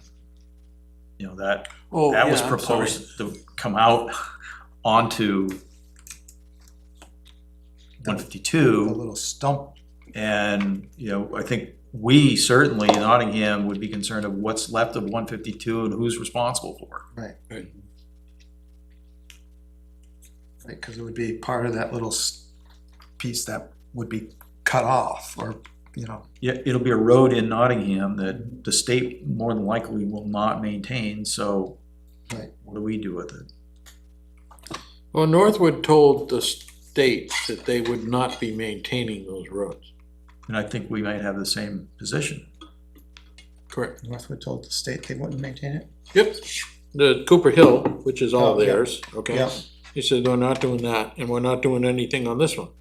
Because they do have you know, somehow or another, there will be responsibilities for at least 2 homes of that road. They said, no, we're not doing anything. There is a small portion that would be Nottingham, Something like that. right here. Oh, actually, yeah, something like that. Something like this, goes right between those 2 buildings and goes along like that. Can't really tell. Very little, anyway. So people that went to the meeting, do you know what parcels they were taking? And what parcels would be left? The state? Yeah. They already took 5 parcels. Yeah, They already have them. They're And It's in, in Nottingham. I'm sure it's knowledge of which ones they are, but I'm just wondering if they,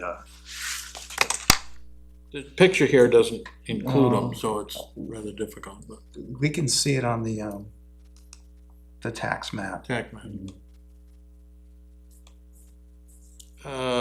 Realistically, what is that land gonna be used for? Is it now the state's property for maintenance, or what is it, you know, it Might be for Yeah. drainage drainage? or the whatever. the present property that they've taken is to make the intersection work. So, some of that property is, you know, borders the river, which has setbacks associated with it, which they don't have to worry about, but, but at least some people might want to worry about it. And then, at least from the Nottingham side of it, I don't believe there's any impact to Nottingham residents directly.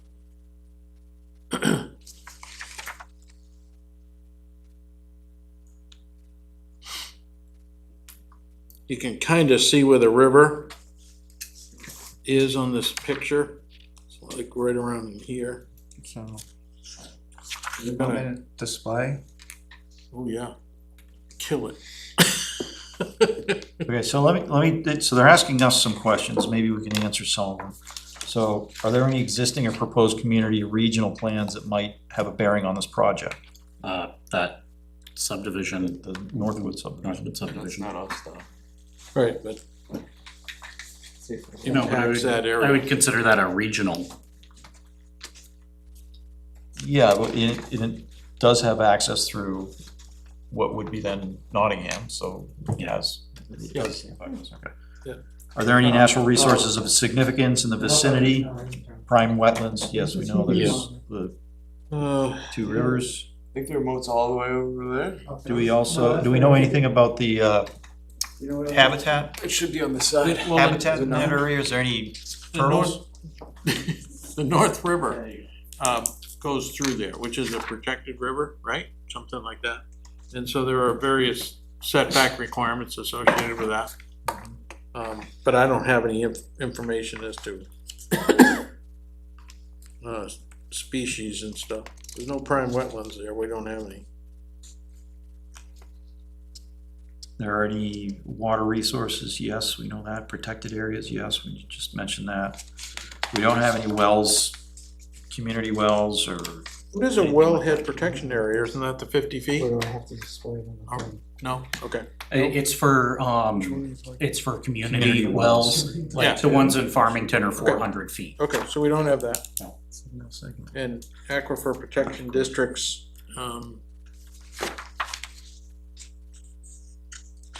I don't know how to. The other day in the BOS meeting, but it was also projected. cultural resources, any historical, archaeological resources there? Oh, that garage in the corner looks pretty old. The what? The rocks? No, there's, You gotta do something else. it's a pretty good channel that runs through Well, there. that's- It's kinda neat. I don't know what it Yeah, would be. But I but, don't wanna mess. Right, we don't need to do that. Uh, I don't know why I can't would project. guess there could be some evidence. I don't know that there is, but evidence of water, water wheel things. Used to be a lot of those up and down that area. Do we know of any hazardous materials or contaminants? The garage That's right there, The what? the garage. Yeah, that's in Northwood. Yeah, well,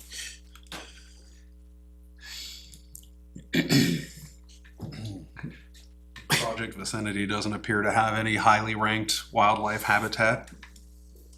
In the larger vicinity there is, but at least in kind of right where that project is, there's not a whole lot. which one are you looking at? Granite So there's View. one, Oh, okay. so there'll be one road, one house in Nottingham.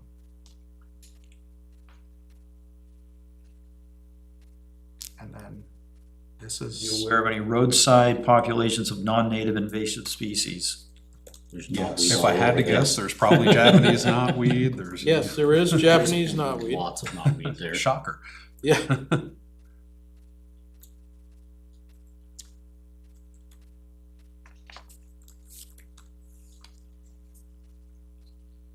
Does the town have a list of identified preferred priority mitigation efforts? That would be culvert, bridge crossings, habitat restoration. Something that's not right in that vicinity. I guess we can just check with Concom and see if they have anything, but I don't think there's anything specific that we have identified that is a land bank or a mitigation area. No.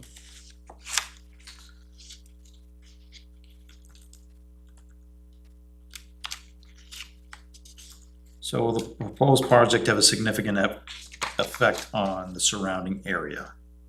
If so, explain. So I think, Yes. Yeah. yes, there's a traffic issue, there's a delay issue, there's, Well, there's nothing there now, and so, yeah, it would be an impact, but I don't know.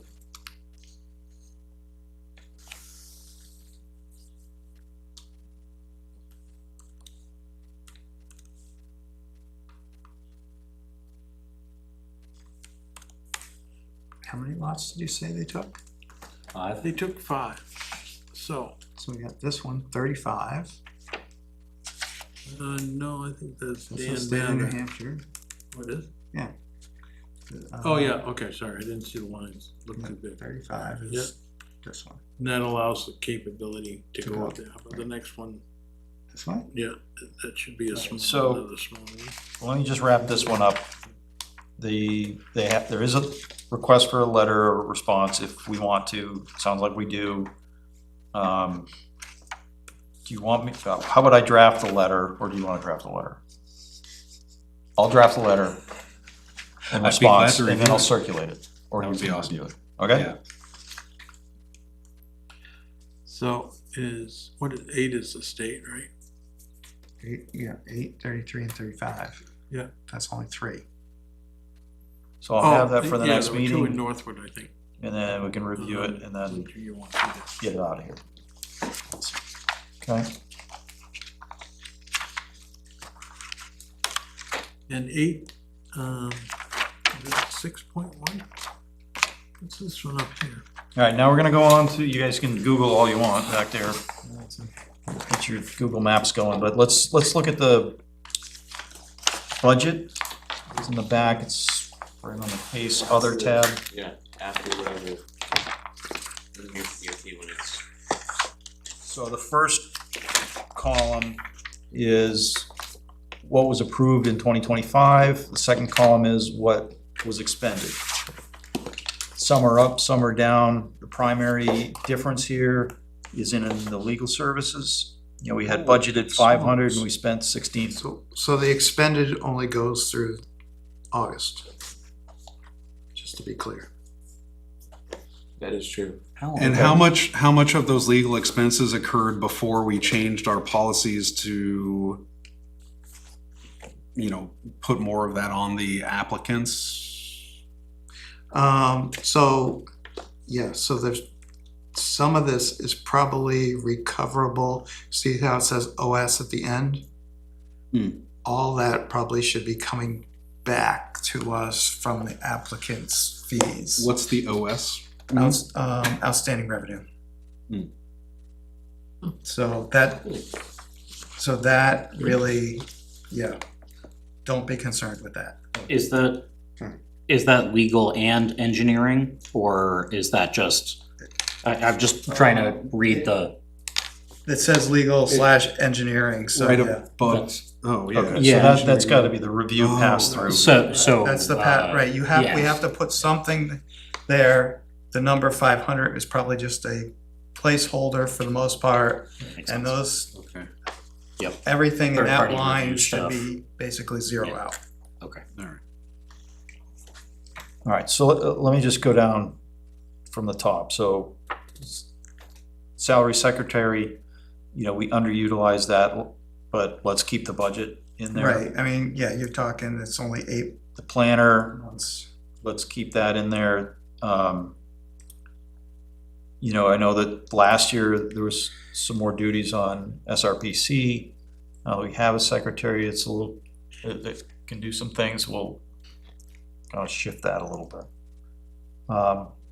Postage, we were a little bit over on, do we want to increase that? So So is that That- another thing that I- was Should be recovered? recoverable. that is my question, I was just gonna say Because that was is, something that we some, changed. that postage should also be outstanding revenue, but I'm not positive if there's other postage that, there shouldn't be any other postage for us, right? I don't think so.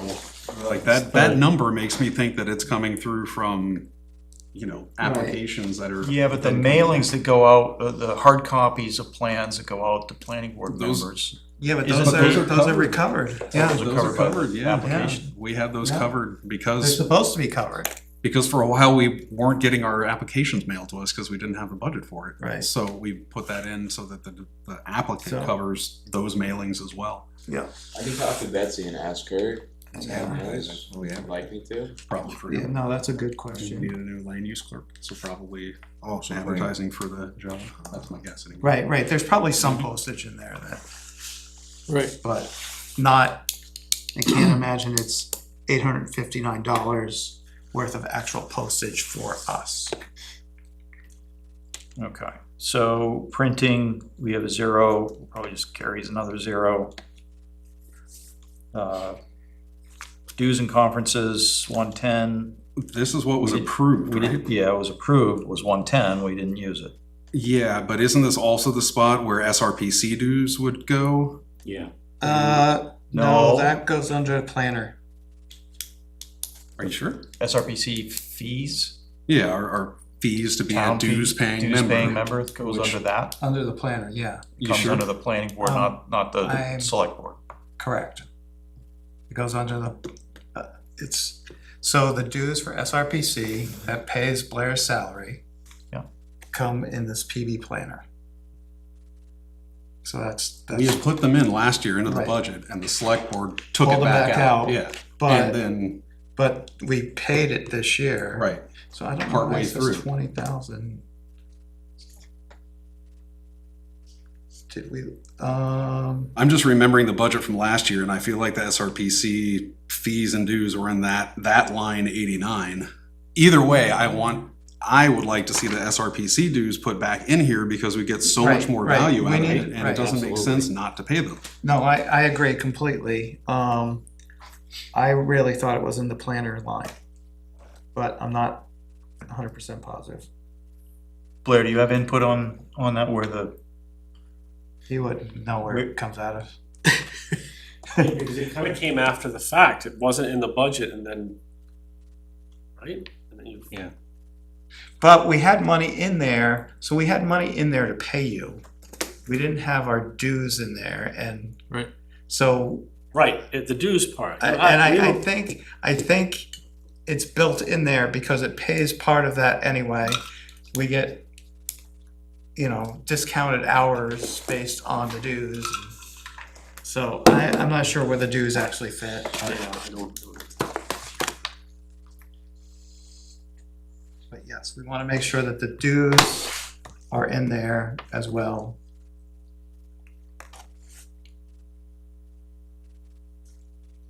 And that would be like July 1st date again, I assume, right? do we remember just what those paid were? dues. The dues rate? Was it? 2,000, 4,000, 6,000, It was 8,000? 6,000 something. I was thinking 8,000 something, but it could be 6,000 I something. think it was 6.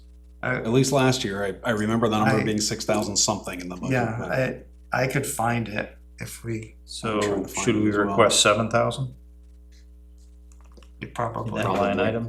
probably, yeah. Publications, we have 100 approved, none spent. Carry that forward. Registry of Deeds, that's something we should also be recovering. I think they record their own plans. They did. Yeah, what is we don't- that? We don't have anything This is for only that. for us to record stuff that's relevant to the community, correct? That's what I Right. think. So would that be Correct. like recording the road maintenance agreement? Yeah, maybe something like that. Okay, Sure. all right, Yeah. There should be a receipt of that, whatever it is. okay. I don't even know if that's getting. But this is only through August, so this wouldn't capture that anyway.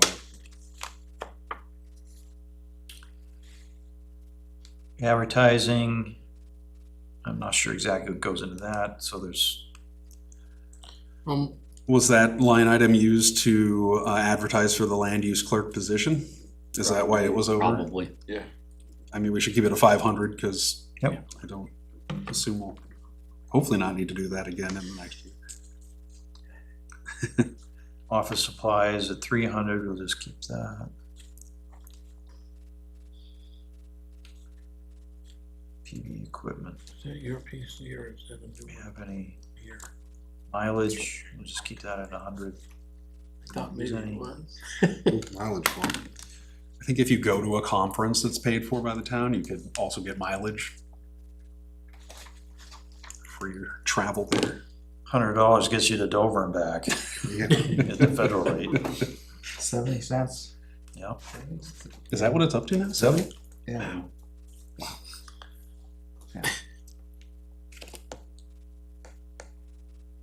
Master plan town, $1. I don't know what that was. Must be to keep the Yeah, to keep Keep that the number. line item there. the revenue source. Is coming there from anything we grants. need with that now that we're in the master plan update cycle? As somebody who's been through that previously, is there Probably- anything We that never did it in the budget world. That I know of, I mean. worth asking? I think if anything, it's probably printing. Yeah. It may have been, I think it was just a Originally- placeholder for grants. or, you know, right, or asking for help or whatever, paying somebody to do some Yeah, 'cause- specific writing. Right, the last one was done through some contractors as well, Yeah, right? that Jack were- Meddy. So that's probably Yeah. part of that. But I guess it doesn't need to be changed. Okay, we'll leave it there. And plan and legal services. We didn't spend anything yet. But we will for review of these zoning amendments. So we'll keep that there. Yep. There. Okay.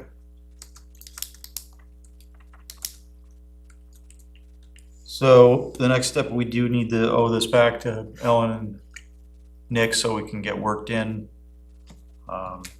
Yeah, the first meeting is October 20th. So Wanna just ask some of the questions that we asked here? Just add those into the notes and just see if we can get some responses and then we'll go.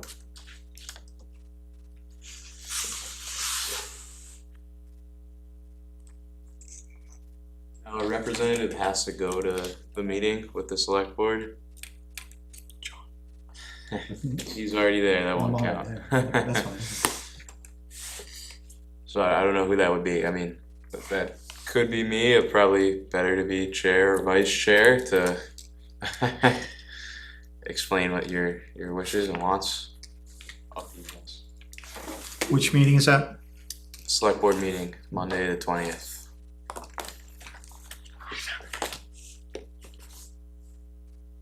What time, 6:30? Is that when I don't select know, board what do you meets? guys usually have? Or is it Well, 7 I- that business starts? 7 business starts, but hang on a second, I'll see if she's got it scheduled for people. Click send on this. So Monday the 20th. She's got town clerk, followed by elections, then planning board, so Yeah, so 7. At least 7, I'd say probably maybe, probably no earlier than 7:30. Could get more information on it. Yeah, and Ellen may send out a tentative schedule, hopefully, but that's my initial guess. We're not really making many abrupt changes. No? And the abrupt ones that we're making are mostly because of outstanding revenue, right? Right. So Yeah, and it's probably gonna be pretty straightforward.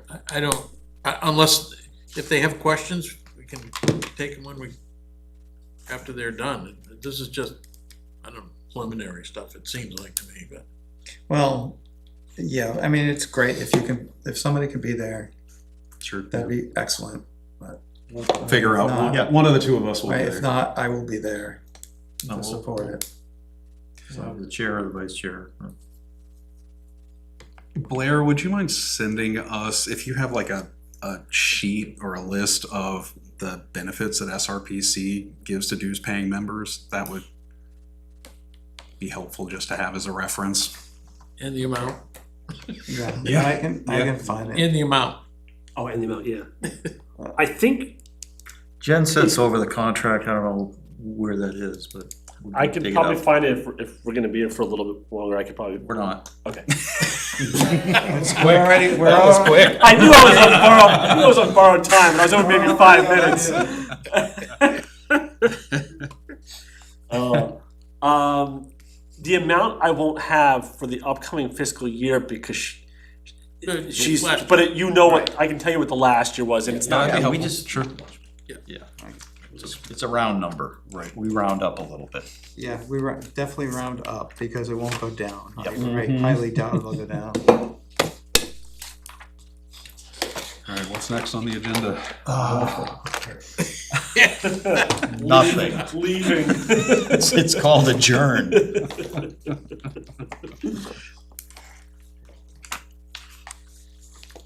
But in order to adjourn, someone should say something. I will make a motion that we adjourn at 8:37 PM. 8:38 PM, sorry, reading the wrong clock. Give us that extra minute. I'll second. Motion and second, everybody in favor? Aye. We're out of here.